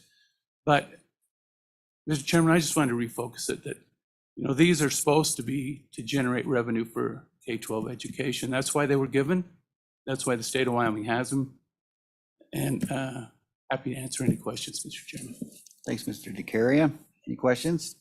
Yes, Representative Strzok. Thank you, Mr. Chairman. So I guess my question then on that, if everyone else is getting it for 75 years, why shouldn't agriculture get it for 75 and not be questioned in 10 years? I guess that would be the thing. And also speaking about the middle of nowhere, some of it isn't in the middle of nowhere. It's close enough to town. There's a lot of people that want to homestead right now and live off the land. There are very many people that would go out, and some of it's only, 25 miles from a town? And I think they'd be very happy. I'm just wondering what your thoughts on that would be, and then the 75 years for agriculture. Mr. DeCaria. Mr. Chairman, Representative, the 10 years for ag is in the Constitution now. That was not, that was a decision that was made a long time ago when the Constitution was written. And Mr. Chairman, I'm not talking about all of those, and I get that some of them are places where people would like to do that. But again, if it's an isolated section and there's no access to it, doesn't matter what you want to do with that property. I mean, you know, probably the best use of that land right now is agriculture, because that's about the only value that you can get out of those particular sections, because there's no way to access the land. Mr. Chairman, I don't think anybody wants to see somebody come in and trump on this. I mean, I think what they're looking at is if opportunities do present themselves, they at least could explore the option of doing that. Mr. Chairman, I think you also have to remember that none of this would happen. The legislature meets every year, and the legislature would come back and have, believe me, I'm sure they would exert, you know, their will over certain things if they wanted to do it. This isn't giving the Office of State Lands the ultimate authority. It's just allowing them to explore different options for how this land they might do, and those proposals could come forward. I think at any point, the legislature could come back and, you know, change the laws in order to fit that we don't want those things to happen. And they've done it in the past. Hopefully that answers your question. Okay, thank you, sir. Any more questions for Mr. DeCaria? Thank you. Thank you, for Mr. your Chairman, testimony. members of the committee. Anybody else wishing to testify on LSO draft 355? Yes, Ms. Herman?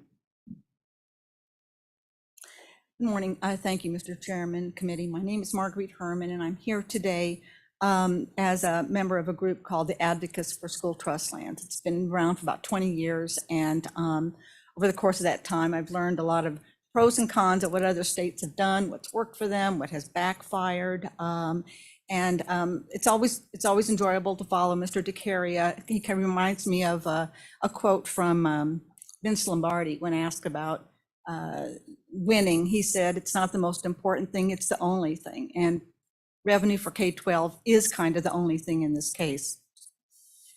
Football reference there. I guess first of all, just to review briefly, trust, a lot of things come with the trust. And it's a school trust, which is that every trust has a beneficiary stated.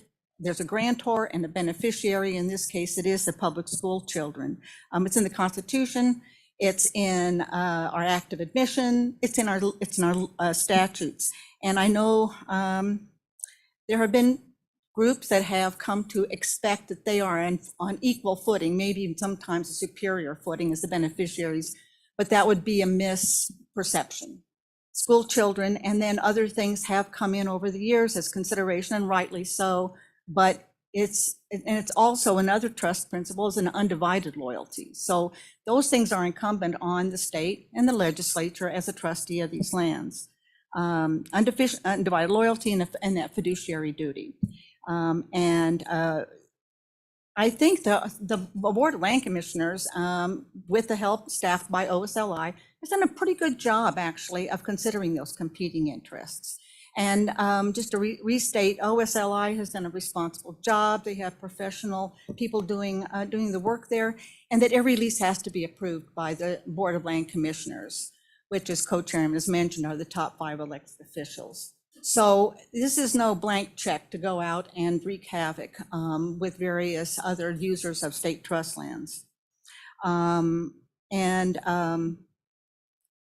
the third point I guess I want to make, and I understand the consternation of the people in Teton County who their land use regulations are probably the most extreme in the state for good reason, because they have extreme challenges to the use of their land and they're looking forward, and that should be congratulated. But I think the wording in the bill, actually, it is general, but I think it gives latitude to accommodate whatever will come out of Laramie County District Court in that litigation, because that will define what the Constitution is, what the relationship is between the authority to determine land use under that really strict trust obligation, but then also considering. And I think the language in the bill actually does a pretty good job at saying, whatever that is, we're going to do it. And I know it may seem a little redundant, but I like the fact that it is in the bill. I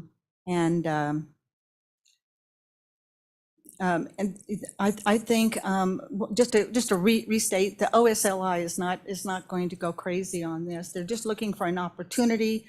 Let them come up with, let them explore. Let them see what they can come up with that will satisfy the trust obligation, what they do. And again, it has to run through a very political body, the top 5 elected officials. So they're also not going to go nuts on this either. They understand their trust obligation, and I think they'll be very cautious. They will consider local needs and that sort of thing. And so I just encourage you, I appreciate your work on the bill, and I encourage you to pass this so that the state can do its job for K-12 funding. And I'll leave it there. Thank you. Thanks, Ms. Herman. Any questions? Representative Bear. Thank you, Mr. Chairman. Thank you, Ms. Herman, for being here. I'm looking at the revenue that we've developed for the state schools over the last 15, 20 years. And it seems that, we keep growing and growing that money that we're spending on education. And I'm curious if you feel like there's a point at which we've financed education to where we should also consider other uses for these lands, that are more long-term. I think earlier it was said that, we're not going after ag because it's really what Wyoming is about. And should we take those things into account as a legislature? Ms. Herman? Mr. Chairman, and sort of apropos of that, the trust responsibility exists independently of the appropriations for schools. I would have to say that those are 2 different questions, and I'm here just to address the revenue raising. And I believe the joint education is working actually on the other expenditure side of that as we speak now, which also is another section of the state constitution, as we all know. That's in Article 1. And the other thing is that there are many worthy causes, definitely interests that are good for the state, are part of our tradition, are essential to our economy. They are not the beneficiaries of this trust land. And I would say if the legislature wanted to establish a trust for those, and you do that all the time, establish trusts for things, for interests that you want to preserve and going forward, I would say that would certainly be in your purview. They are not the beneficiaries of this trust. And I think that, and that is, once again, in our Constitution, in our Act of Admission. So that's not fungible.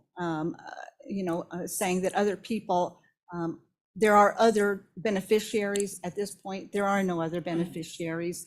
Although Mr. DeCaria pointed out, the state, I think, legislature and OSLI and the Board of Land Commissioners has been very good about considering not trampling on things that are going to do harm. That intergenerational makes it so that you can't just burn the house down to make $1 today. I think you guys have been very thoughtful about preserving the revenue ability of, their states like Nevada sold off all their land.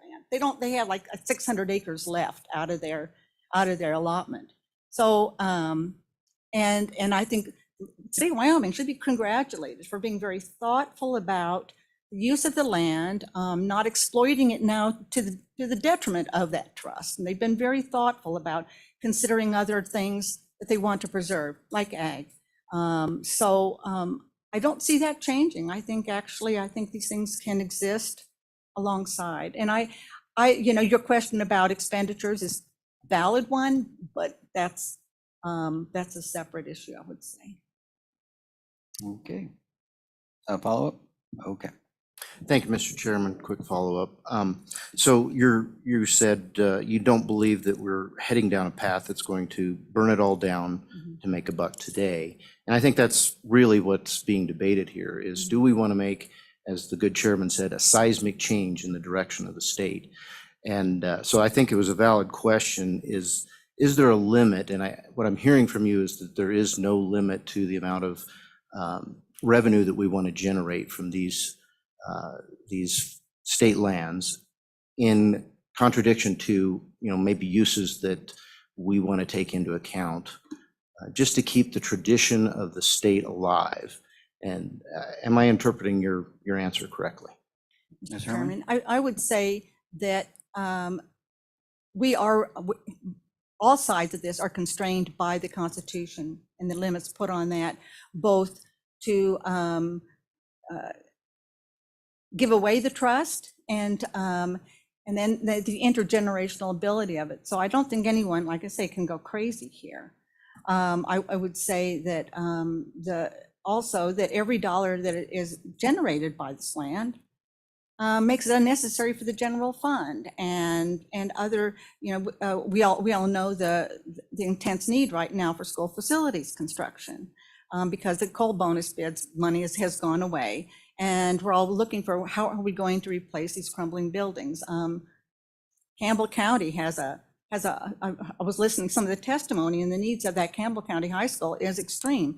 So I don't think we're ever going to have a surplus in revenue. That would be great if we could, but I think that to the extent that this source of revenue production can make it unnecessary, can fund whatever operations and facilities and not rely on tax funding, I think is a benefit to all the taxpayers of the state, quite frankly. Okay. Anything else for Ms. Herman? Yes, Representative Storr. Thank you, Mr. Chair. Thank you, Ms. Herman.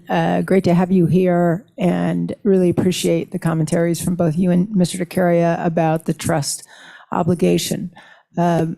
My concern is not with the trust obligation. My concern has been with just the management that has been taking place as a result of legislation to pursue maximum revenues on leasing in the Teton County parcels. And again, I'm not sure it's the intent, but what has happened, despite the law saying that local land use laws will be followed, is in fact a failure to do so on the part of the State Board of Land Commissioners and the Office of State Lands and Investments. And so my concern with this language is that if we make it, this language opens the door to making it even easier for the state to ignore local land use laws and regulations and other concerns that any community might have, which may differ from Teton County, but are also important, I think, to take into account. Teton County does have the highest land values in the state. That's for a number of different reasons. But one of those is the fact that we have very strict land use regulations, and that has also increased the value. It's why people actually do come to Teton County and want to own a home there. It's one of the reasons, certainly. So my community actually does want to work with state lands. We think there's better ways to actually raise funds from the state lands in Teton County than the way that Osley's going about that work. And I just want to do whatever I can to encourage those conversations to take place with the support of folks like you to really make sure that we do benefit the beneficiaries as best we can. Thank you. Mr. Chairman, could I respond briefly to that? Although there wasn't a question, but thank you. No, I agree, and I think that to operate in complete ignorance and defiance of local land use laws, assuming the people who made those land use regulations were thinking about the benefit, preserving the community, enhancing the community, preventing damage to the community, and certainly the OSLI would be on board with all that. I can't imagine that they would once again, ruin a valuable piece of a state section. That would be self-defeating in many ways. So I think the joining of interest here is clear, and the court will give us some outlines and limits and that sort of thing, and I think that will help. But I don't think anyone wants to do anything that once again, the local land use laws are thoughtful and they're strict, but for good reason. And so I think nobody wants to do something that would violate that spirit. All right, thank you, Ms. Herman. Okay, any further comment or public comment on this bill? Any further public comment on this bill? Okay, well, is anybody on Zoom? Anybody on Zoom, Eve? No? Okay. We'll go ahead and close public comment on this bill. Committee, what is your pleasure? Been moved by Co-Chairman Harshman. Seconded by Representative Northrup. Do we want to go through amendments right now?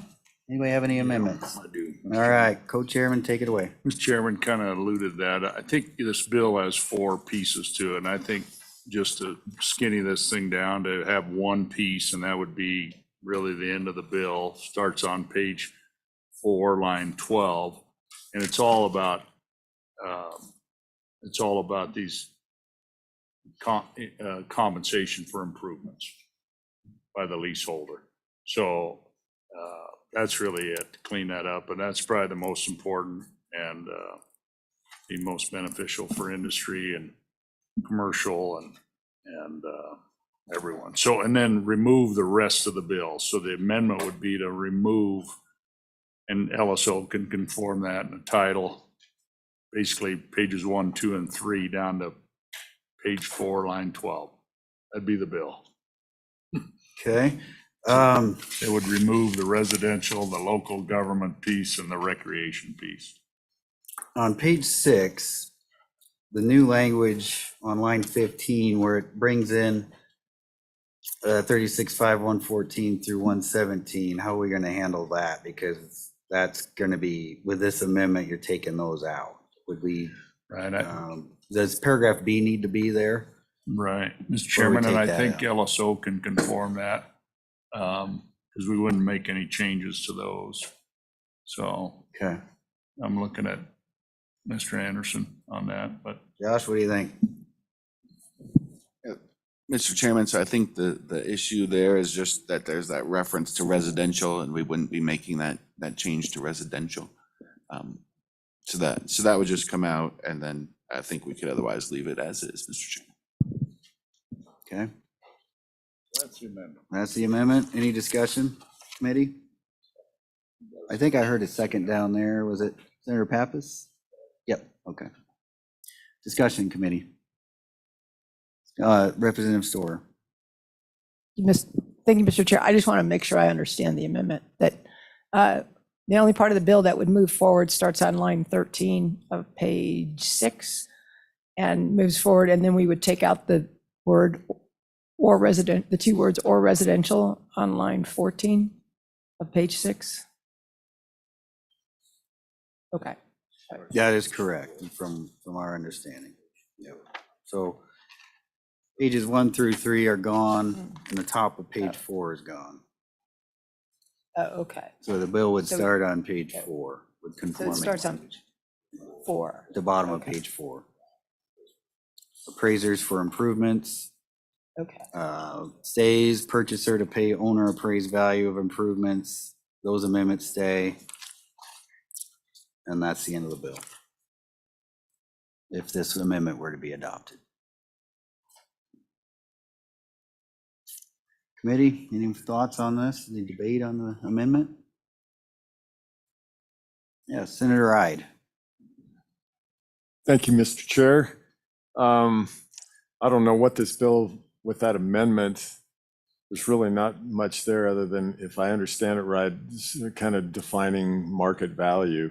Is that, am I correct on that? I'm not sure exactly what we're voting on here, to be honest. Thank you, Mr. Chair. Thank you, Mr. Chair, and thanks, Senator Ide. So really there's 4 parts to this bill. There is, I guess, and one was to add residential, one was this local government provisions where the state land board would work with local governments. And then third was this recreation, this opening up recreation. So the amendment, and then the 4th part is this compensation for the leaseholders when they make improvements on the land and when the lease ends.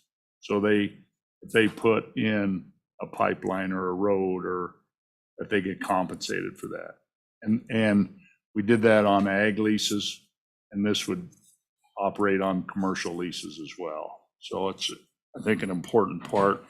The rest of the bill would go away. I think people aren't, and the more you hear, the residential part needs cleaned up, and the local government part needs cleaned up, and the recreation thing as well. But this part, I thought, is pretty easy to support and can do some real good. So that's why the amendment.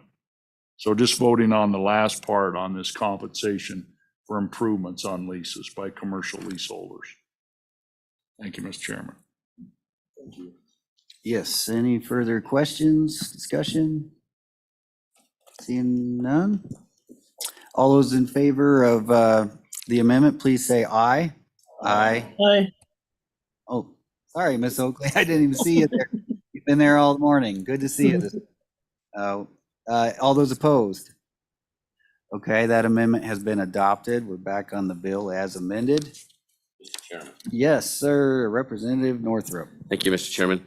I'd like to go back to the top of page 4 and under that recreational portion, rephrase that red language, the new language, and something along the line saying, and other recreational purposes, including shooting ranges, target ranges, walking and bicycling paths, to define what recreational is so that we're not just opening it up to Disneyland coming in. Okay, is there a second? Seconded. Discussion. Discussion on the amendment. Any questions on the amendment? Yes, Representative Struck. Thank you, Mr. Chairman. I guess I'm confused because I thought that was gone. I thought we just voted to remove that.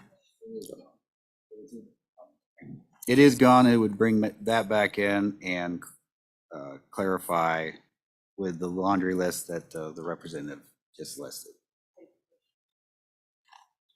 So, yes. Mr. Chairman, just so to be clear then, so the proposal by Representative Northup is to bring this part back in, but get rid of the new language that starts on line 8, 9, and 10, and just put in, what did you say, shooting sports? Yeah, basically it'd be shooting sports, shooting ranges, target range, walking and bicycle paths. Okay, thank you, Mr. Chairman. So in addition to golf courses, that is already there, and youth groups and winter sport areas. Okay, thank you. All right, committee. Do we have any questions? We know what we're voting on here. Discussion. Discussion? Yeah, go ahead. You know, I think it's a good idea. I'm glad you thought of that and brought it forward. I think it was brought forward in public testimony that to open us up to anything is probably too broad. But we heard the, shooting sports and these, and all the work being done on paths in our state's really incredible. So I think it's a good idea just to broaden a little bit, but clearly define it. So thank you, Mr. Chairman. Any further comment? Yes, Representative Bear. So just to be clear, we'll be returning lines 1 through 11 of page 4 to the bill with this amendment, with the changes on lines 9 and 10. Correct. Mr. Co-Chair? I just want to make sure how I understand it is, but not the red language on 8, 9, and 10. Okay, thank you. Correct. Yes, so we'd have new red language. New red. That's not on the bill right now. That's, And Mr. Chairman, for those folks who are listening and don't have the red language in front of them, red language means new language. correct. Yeah, Yeah. thanks. Okay. Yes, Representative Byron. Thank you, Chairman. I guess Representative Northrop, would you consider a friendly amendment to consider any sort of motorized use? I look at some of these sections in my neck of the woods, and there's significant motorized use and could be in the future, whether or not it be, those that use the throttle with the right hand, and side by sides. And I don't want to open a can of worms here, but I do want to not forget our dirt bikers and our snowmobilers and our ATV, UTV type folks. Representative Northrop. Thank you, Mr. Chairman. Got to get the mic on. That's all right. Okay, so. Is it friendly? A friendly amendment. My concern is that you might be opening the door up. I understand that group of people. I understand the wishes. There's lots of, in my area, there's lots of BLM land that's being used for that. And we don't necessarily have an area set aside for, that's close by to our communities for walking paths. And so that, this may very well open up that to the communities. But by the same token, I don't know if people in town of Cody, for example, are willing to listen to motorcycles and ATVs out running around right beside a subdivision, so.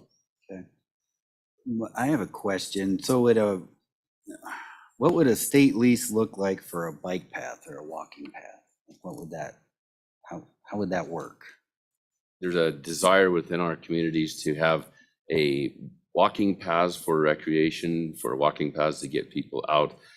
There was even talk about getting some of them paved so that they could have a bicycle path. It'd be a destination for people with bicycles, just to be able to come stop in a town and be able to jump onto a bicycle path and go ride for 2 miles in some direction and come back and have an evening like that instead of blatantly walking around town.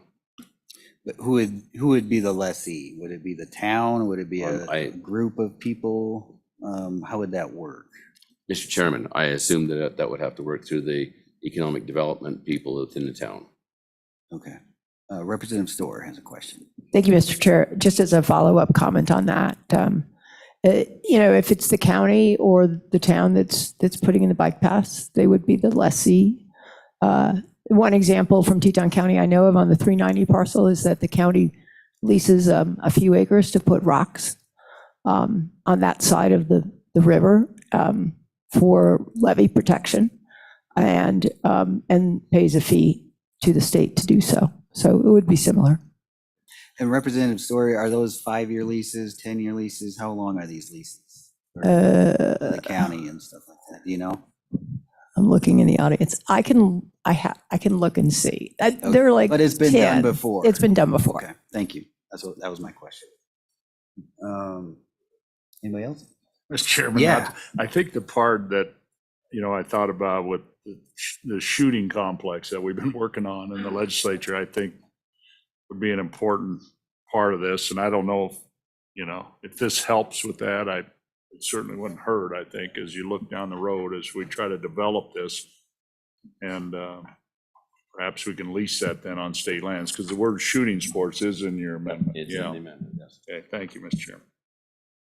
All right, any further discussion, questions? Yes, Representative Byron? Thank you, Mr. Chairman. I guess following up on my original comment, I can certainly support this amendment, but I think going into session, it would be worth exploring more options. I can find this to be limiting because we're big proponents in the northwest corner for multi-use, and I hear Representative Northrup's issue with not wanting to hear a two-stroke cruise by as you're going for a nice walk, but I also, we continue to get pushed and pushed and pushed out of our federal land with these off-road vehicles, whether or not they're over snow or over dirt, and it's just a concern of mine. So I can support it with the caveat that we think about it going into February. You bet. Yeah, and I think there's a lot of opportunity for this to be broken into other bills, right? I think we took on a lot. We spent a good chunk all morning talking about this, and this has bounced around different committees in the past. It's an old friend. I think we've tried to bite off a little bit more than we can chew with just one big bill, and I think this might end up having to be solved, multiple bills. So, all right, anybody else? Any questions, comments before we vote on this amendment? Seeing none, all those in favor of Representative Northrup's amendment, please say aye. Aye. All those opposed, no? No. I'm terrible at judging, so I'm going to ask for you to raise your hands. All those in favor, please raise your hands so we can count. 1, 2, 3, 4, 5. And Representative Oakley has her hand up 6. Zwanitzer 7. Is that correct? 7? All those opposed, raise your hands. 1, 2, 3, 4, 5, 6, 7. Okay, we have a tie, therefore that motion fails. We're back on the bill as amended. Any further amendments? Representative Locke. Thank you, Mr. Chairman. And just real quickly, just addressing that issue on page, I would like to propose an amendment to change the language on page 5 related to the current market value to something more consistent with what we're familiar with, which is the language in this, one of the speakers mentioned this, which is somewhat more consistent with what's on page 6. So we should change that. I think it would be good for us to remove the replacement value component of that on page 5 with language more consistent with page 6. or even something consistent with maybe our fair market value assessment. That's just, I don't know the exact words, but something to that effect. So Representative, would you just copy and paste the market value language that's on page 6 and replace it with what you're talking about on page 5 or something similar? That makes sense. You could replace the page 6 to page 5. That would at least get us closer to similar language to what we're currently using in here and in other places. Okay. Josh, is that doable? Yes, sir, Mr. Chairman. We're not going to break anything. No, I mean, I would defer if the State Lands has any input on that, but Okay. procedurally, it's fine, Mr. Chairman. Okay. Any discussion? Oh, is there a second? I didn't hear a second. Is there a second? Okay, it's been moved and seconded. Any further discussion? Any questions for the bringer? Any questions for LSO? Chairman, just Yeah. ask the bringer, the amendment is, and I think bringer is a word, isn't it? Yeah, sounds good. The sponsor of the amendment. Yeah. It's been around the House for a while. I just want to ask the sponsor of the amendment then, I mean, one is for the appraisers, right? And then goes to a different section of the law is the paying then of those appraised values by the purchaser. So I think they're two separate things, and I think they were developed that way intentionally.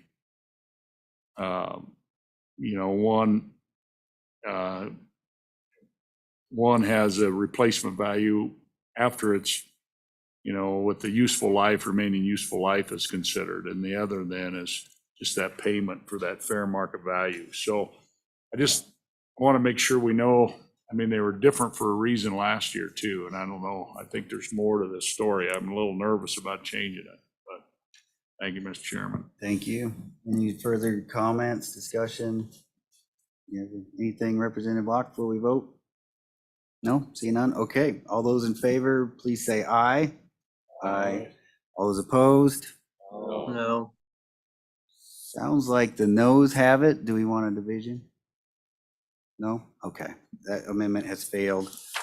Back on the bill as amended, committee. Senator French. Thank you, Mr. Chairman. I'm, getting confused here. Please, somebody clarify. With the Harshman amendment, everything through to line 17 of page 4 is stricken. Is that correct? Everything to line 12. So at line 11. 11, off is right, gone. yeah. It starts on page 12, Right. or on line 12, excuse me. And correct. So 12, and then the amendment, and then the rest is there. So on page 6, it talks about residential leases. That's removed also. Page 6 is removed? That residential. That'll go Residential? away since we deleted those. Yeah, that's going to be conformed. Okay. Yep. Yeah, that was my concern as well, is there's a little bit of a conflict there, but that's been resolved. Yes, Senator Ide. Okay. Thank you, Mr. Chairman. Still, okay, so back to Senator French's question. So we're starting on page 12, or line 12 of page 4, and we're going all the way to the end of the bill and leaving everything in except taking residential out, essentially. Is that correct? Okay.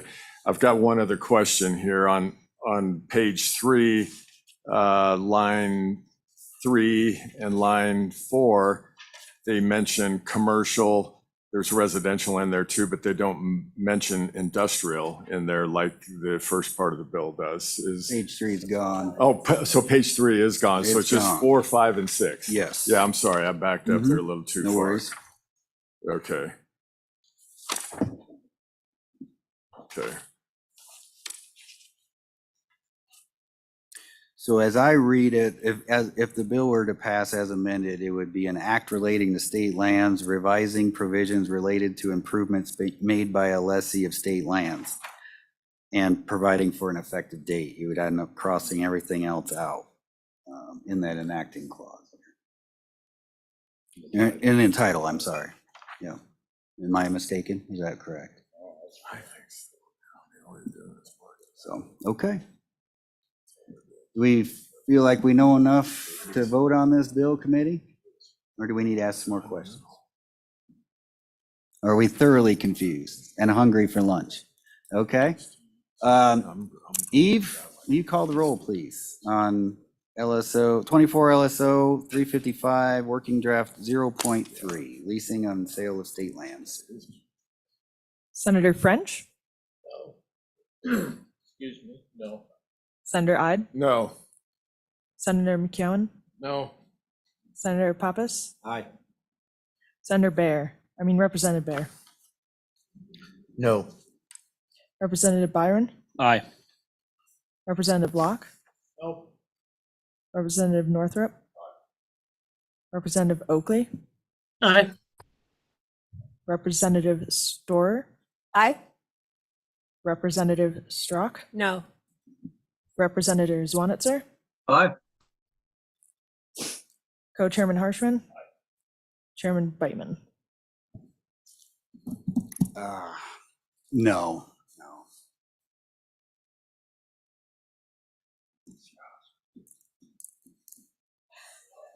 7 ayes, 7 noes. Okay. That bill will not be a committee-sponsored bill this year. Committee, thank you for your hard work on that. So we're now at a point, we're at a point where between committee topics, and we have a lady that's traveled a long distance to testify on, or give us her comments on property taxes, and she won't be able to be here this afternoon. And I told her, she came up and asked this morning if she could squeeze her in, if we could squeeze her in. And so come on up, please. And, we thank you for driving all this way to petition your government, and we appreciate your time. So please introduce yourself to the committee and tell us what you have to say. Thank you very much, Chairman Beitman and members of the committee, for rearranging your schedule to accommodate my comments. Before I get into the reason why I came here today to speak to you. Could you please introduce yourself and your name? And I'm very where you're sorry. from? My name is Kathy Rainey, and I am a resident of Kirk County. I noticed in looking at your agenda at the draft bills pertaining to the property tax acquisition, draft LSO 24 LSO 0317 and 0318, there's language in there that speaks to improvements to the property. In my opinion, I believe that is irrelevant. If it is truly by the definition that I believe the legislature came up with for acquisition value, that is something that needs to be added on at the time that the property changes hands from property owner to new property owner. So that would be handled at that time. But in saying my opposition to that language, I also want to commend this committee for Section 3 of draft 0318. That's on page 5. Rescinding, repealing, canceling, nullifying Senate Joint Resolution number 3, which divided taxation into separate groupings of residential versus commercial. So this is the sort of thing that I, as a taxpayer, support, and definitely want to commend you on that work. So jumping into the reason why I'm here to speak to you today. My husband and I, in May, went to the Kirk County Assessor to ask why our property tax had increased 123% in 1 year. To this day, 6 months later, we still do not have an answer to our question. Park County Assessor Pat Myers stated in his PowerPoint presentation in Casper that increases in average property tax values in 2022 at 16.17% and 23 and in the year 2023 at 17.91% are, in his words, steep. Our value increase from 2022 to 2023 was 123%. So if 16% and 18% are steep increases year over year, what is 123%? We were told we have a remedy in the appeal process. Little did we know what that entailed. The whole process is designed to eliminate the faint of heart. We could never afford to pay an attorney's billing rate to spend the hundreds of hours we have researching, calling, emailing, writing motions, and driving all around the county to investigate the properties the assessor listed as comparables for the tax value he determined for our property. I want to emphasize that. The properties that the assessor used as a comparison to ours were located all across the county, from the south of Sundance to the north of Hewlett, from Moorcroft to Beulah, and included properties located in LEAs that were different from ours, including ag, and a property on the Devil's Tower golf course. Not hardly comparable. He dragged his feet for weeks, responding to our request for a map of the properties he used, a map he was required by law to provide. I can only guess that this was the reason why, because he was so inexperienced at his job. He had a total of 2 years on the job, including time as a field inspector.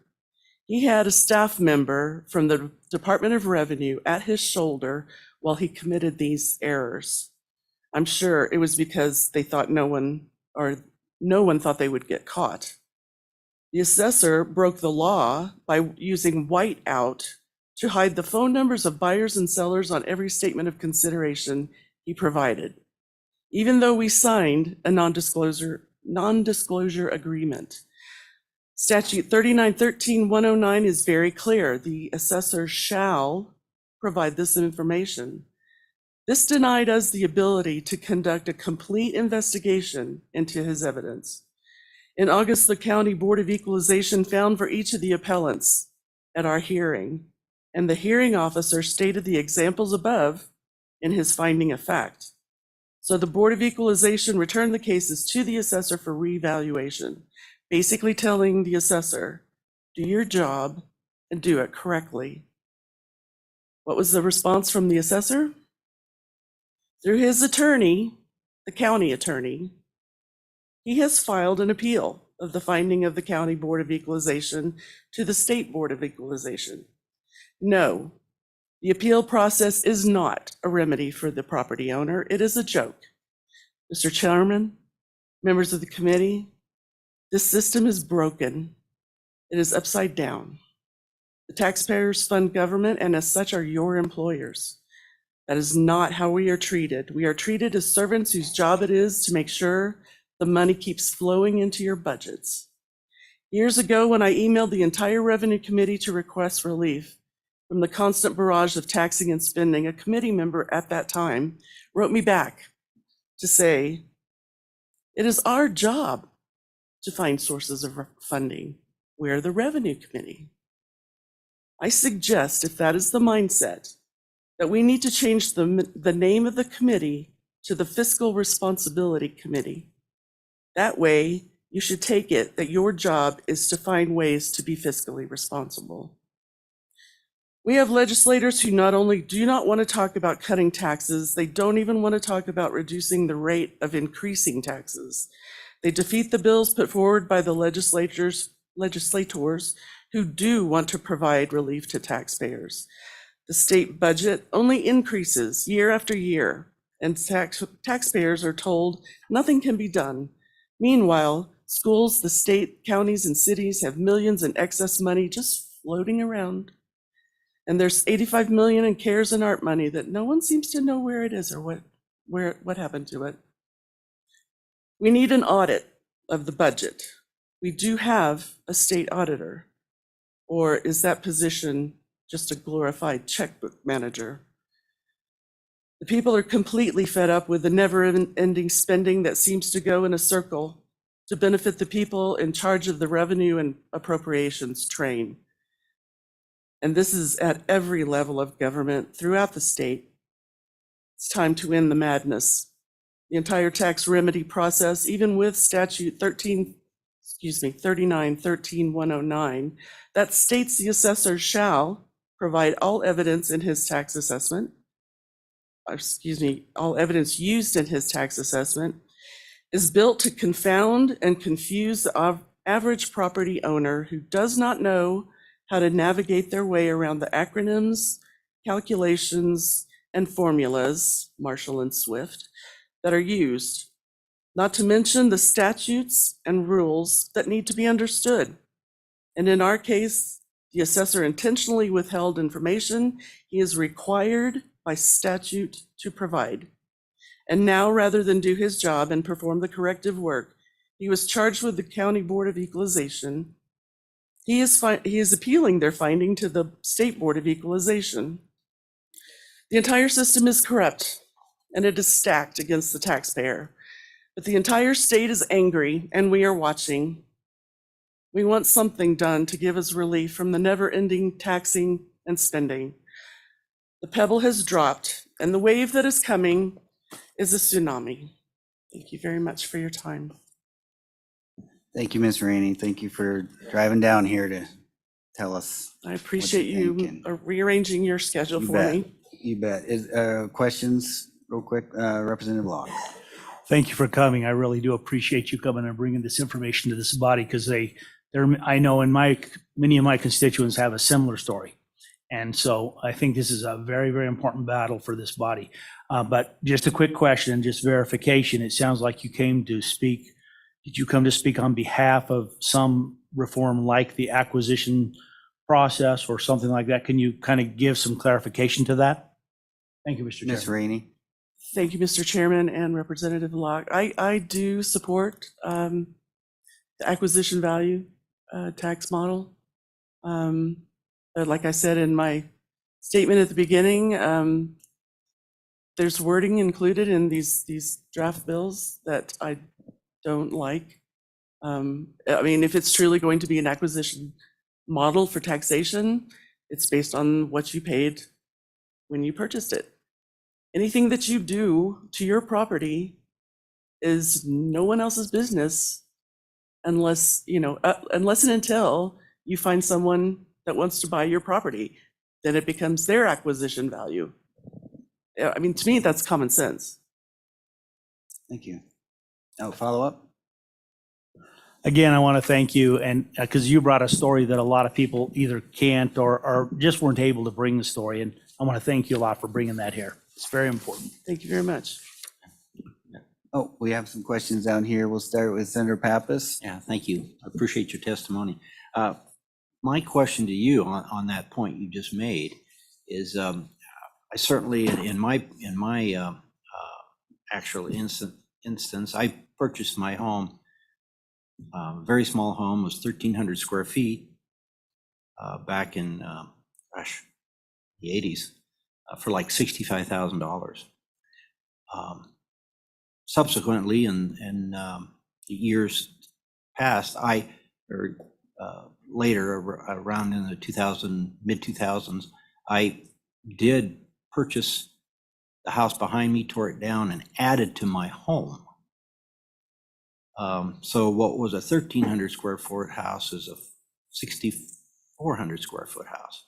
Would you advocate that I shouldn't pay more property tax now? Because my original home, the acquisition value was very low, and I did improvements to my home. I would think that most people would think that would be unfair, that I'm not paying higher taxes because I purchased a 1,300 square foot home and then added 3 times the size to it. Thank you, Mr. Chairman. Senator Pappas. The wording, as I understand it in the draft legislation regarding the acquisition value, begins with the year 2019. So I don't know if you completed, I don't know, I didn't catch the year purchased or the year the construction was completed, but I would suggest that the beginning point is 2019. Senator? Follow up. Thank you, Mr. Chairman. That's irrelevant. The question is, in 2019, if I purchased a home for $300,000, and then in 2030, I put a 3-time size addition on there, would I not pay additional tax because the house is 3 times larger now? I think that'd be very unfair to folks who have similar size homes. Ms. Rainey, if you want to comment? I would agree with you that it definitely increases the value of your home. But again, you know, if you find a buyer who likes the improvements that you made to your home and is willing to pay you whatever your asking price is, that's their acquisition value. That's not yours. I mean, that's the way I understand the bill to read, but I also understand that the beginning point in time is 2019. So would your evaluation at 2019 be your beginning point? I don't know. I'm not a lawyer. I didn't write the bill. Representative Baird, do you have a question? Thank you, Mr. Chairman. Again, thank you, Ms. Rainey, for coming here and testifying, and I appreciate all the points that you made, and I really appreciate your effort to go through the process that you've described as onerous and stacked against you, if you will. So I appreciate you going through that and then sharing that testimony with us. I noticed in your testimony you said something about the rate of increase in taxes and the body's unwillingness to address the rate of increase. And I find it interesting because when we talk about the bill as written, 317 as written, it has a rate of increase from that acquisition value of 5%. And as I look at that, that means that the taxes that you pay are going to double every 14 years. So is 5% an appropriate number? You mentioned you're at 123 over the last year. I know personally mine is 30% over last year. Others have testified that 16 to 18% is pretty steep. So is 5% steep, or if it is too steep, what should it be in your mind? Ms. Rainey? Thank you, Mr. Chairman.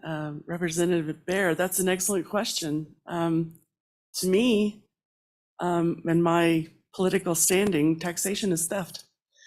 I mean, I understand the job of the Revenue Committee is to find revenue, but I'm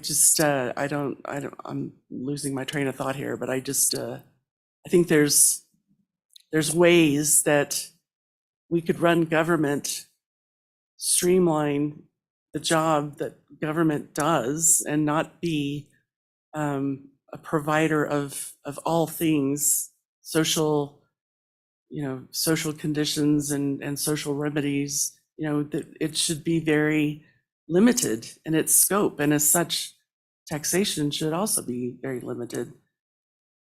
Okay. Oh, follow up.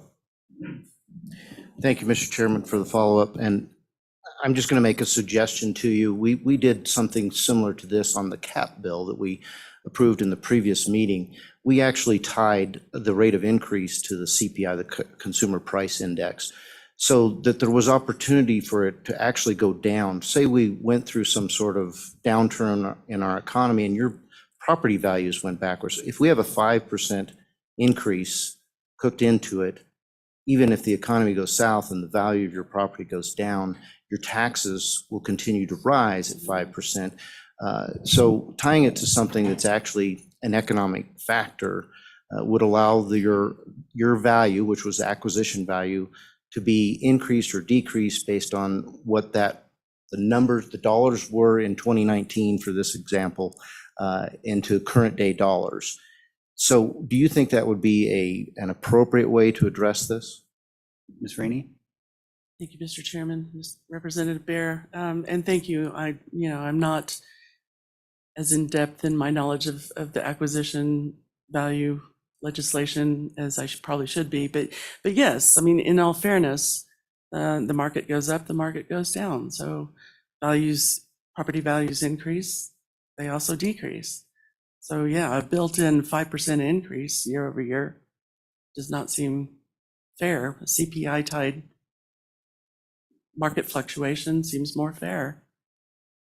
Okay, thank you.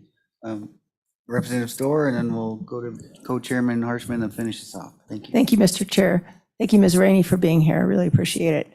I just want to clarify some considerations that I certainly take into account in thinking about these bills, and just ask you to think about this as well.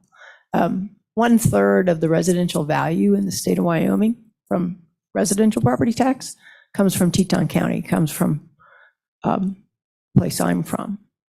That includes a lot of wealthy people and a lot of very valuable properties.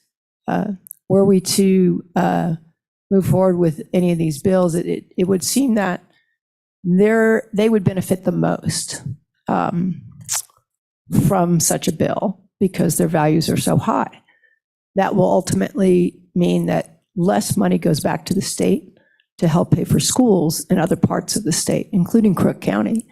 I also serve on the School Facilities Committee, and we spent some time last month discussing the need for a school in the remote part of your state, north of Gillette, that would cost about $8 million to I think it was K through 8 for either 17 to 40 kids.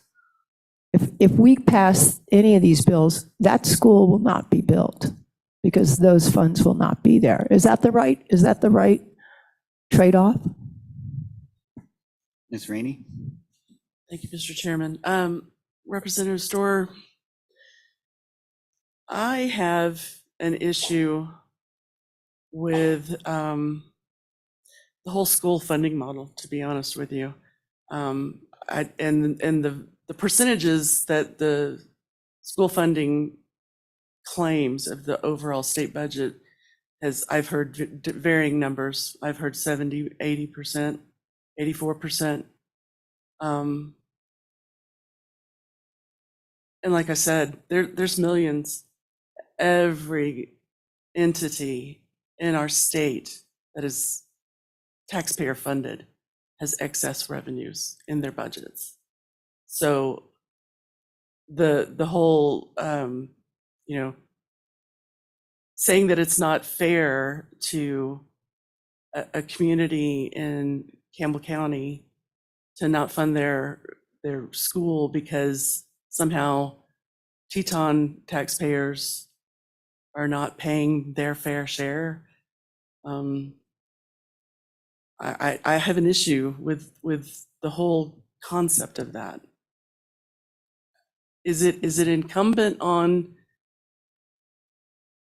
the people who are building very expensive homes in Teton County to fund?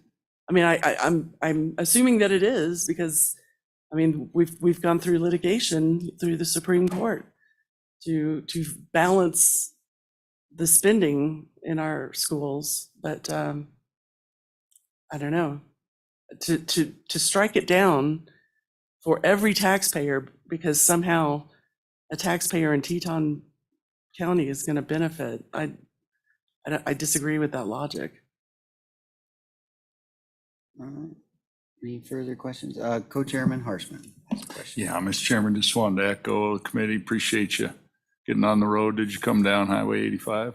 I did. Down to Lusk, yeah. They said it was the fastest way. I don't think it was. Yeah, I know. Well, be careful driving home. And, and heard a lot of stories over the last couple of years, and one of these, is that appeal process. You only get a couple weeks and you got to kind of know what you're doing. And, we tried to fix that last year in the legislature or 2 years ago and couldn't get it to the finish line. I do believe that needs to be and I understand budgets and tax collection times and it's tight, but man, when you get your assessment, you got 3 weeks or maybe a month to figure it out. And it's hard. So I can't imagine. But I guess my thing, when I hear 123%, Yes, I sir. mean, I've had, you know, people contact me from Teton County, 50% or whatever. But I just, to me, you know, in Natrona County, we had, or previous assessors, we were out of whatever state compliance. So there were some mistakes made. And so there was this catch up period. And then was what part of it was blamed on, because some people in Casper saw these massive increases. But so was there a previous mistake made, or was it, did you build a brand new house, or what? Something happened. I mean, there had to be undervalued before, and all of a sudden, oh, look at this mistake we made. I've never heard of it. It's just unbelievable. 123% increase in your tax bill. Thank you, Mr. Chairman. Thank you, Mr. Co-Chairman. Yes, it was unbelievable, which is why we filed an appeal. Well, while we went to the assessor to ask the question. But of course, what's very interesting anecdotally is that once you begin the appeal process, which was what we were told was our remedy, we were no longer able to communicate directly with the assessor. So there was no questioning that the assessor, once the appeal process began, it was all handled through lawyers. Of course, we were representing ourselves, and that's where the whole writing of motions and learning how to do that came into play. But no, they did mention that, you know, that there might have been an undervaluation. We've made no improvements to the property. Well, other than painting the deck, but I've lost my train of thought. It was probably because it was such a tremendous increase year over year that we did go through the appeals process. But and also anecdotally, the other people that were in the appeals process, there was 5 cases that were heard in Crook County, and each of them was in excess of, say, 50%. It was a range. The next highest increase, I think, was 98%.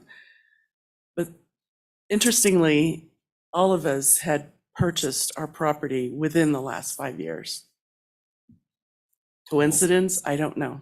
Driven, so the value's gone up. You know, I think it's an interesting, you know, property ad valorem tax is the only tax mentioned in the Wyoming Constitution, you know, in 1890. And it's been pretty steady. We've had spikes, but boy, this deal since COVID, you know, it's 2/3 of our counties are seeing double-digit average increases. And it's just, so we've responded. I think the cap bill we have passed is out there, because you know, part of this whole thing with taxation, the Revenue Committee, let me just say, is not necessarily to look for revenue, but it's to make sure this all stays in balance and that it's fair. You know, that's what a person should be treated fairly and equitably across different jurisdictions and different, you know, and so that's the hard part with all this. You want to make sure.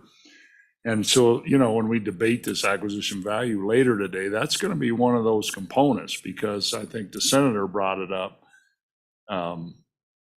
Where does that, you know, we live in me and you are neighbors, live in similar house, and I got 123% increase and I didn't. And so that's this fairness piece. The other thing I'll say about property taxes, every dime of it stays in Crook County, just so you know that. It isn't coming to the state. We're not taking your money and saving it in the Permanent Mineral Trust Fund. So every dime stays in Crook County, you know, 68% of it to the schools in Crook County School District number 1, you know, and then the rest of the county government, and maybe a little bit in Sundance if you live in Sundance. But the interesting thing of property taxes, because we don't want to destroy the system. We just want to, I think, eliminate these large increases, you know, that people, so you can kind of plan a little bit. Mine went up 17% one year, you know, it's like, wow. But the other thing I think about property taxes are, they're absolutely the most transparent, because you know what your property taxes are. How much did you pay in sales tax last year? I mean, I have no idea. Even if you ask income tax, you probably have to look at your tax return, how much did I actually pay? And so it's the good thing about property taxes, they are transparent. We all know what we're paying and we know right where they're going. I think the thing, we've got inundated with so many people moving to our state, paying cash for these houses in all the beautiful areas, Crook County, Sheridan County, Park County, Teton. 18 of our counties, Lincoln County has the highest 29% average increase, driving up the value. So nobody on this panel has raised taxes. There hasn't been a tax increase in Wyoming in over 10 years, but the value of the asset goes up, and it's an ad valorem.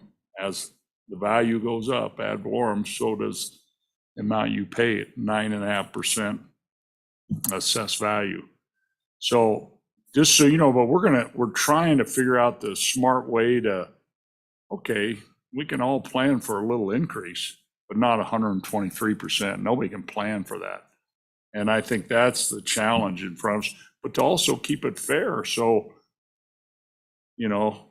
his neighbor isn't paying twice as much as he is just because he bought his on a certain date. So it's a real tough thing to balance that. But I just want to say thank you again, sharing your story. And we're not looking for revenue. We're trying to make it all work. So when we call 911, the ambulance shows up, or we got a school for our kids, these basic things of government. I agree with you. And we got so many different things going on in Wyoming because minerals pays for most of it. And it's this with minerals. So, but this 123 is just craziest thing I've ever heard. So I appreciate you coming here and sharing your story with us. So thank you, and safe travels home. Thank you. Thank you, Mr. Chairman, Mr. Co-Chairman. Thank you very much. Okay, committee, we're quite a bit behind schedule. It's 12:12 according to my clock here. That means we're gonna have to take a lunch recess, but we're gonna have to cut it short. Let's do an hour instead of an hour and a half. Let's come back at, let's say 1:15. We will take up the Wyoming Department of Revenue at 1:15. Those that are here for special districts, that bill, we'll probably plan on 2 o'clock for that. And then if you're here for acquisition value, we're looking more like 3 o'clock. So we're way behind, but we'll catch up. We'll do the people's work and we'll vet these bills as they need to be done. So, Mr. Chairman, yes, Mr. Co-Chairman. just thinking, how many folks are here for the Department of Revenue reports? Okay, how many folks are here for the mill levy reports? The mill levy bill, a little bill that Senator French's idea. It's a little bill, but I think it's a good little bill. How many folks are here for acquisition value bill? There it is. And so maybe we could just take that first. Yeah. Director, are you okay if we bump those other two behind acquisition value? I just was thinking of That's a that great while you idea, Mr. mentioned that. Co-Chairman. Yeah, let's do, so when we come back for lunch, we will stick with acquisition value. So the time at 1:30 will be just about right. So do we want to come back at 1:30 and do acquisition value committee? Sounds good. I see a lot of head shaking, yes. Okay. Committee will be back at 1:30 to take up acquisition value.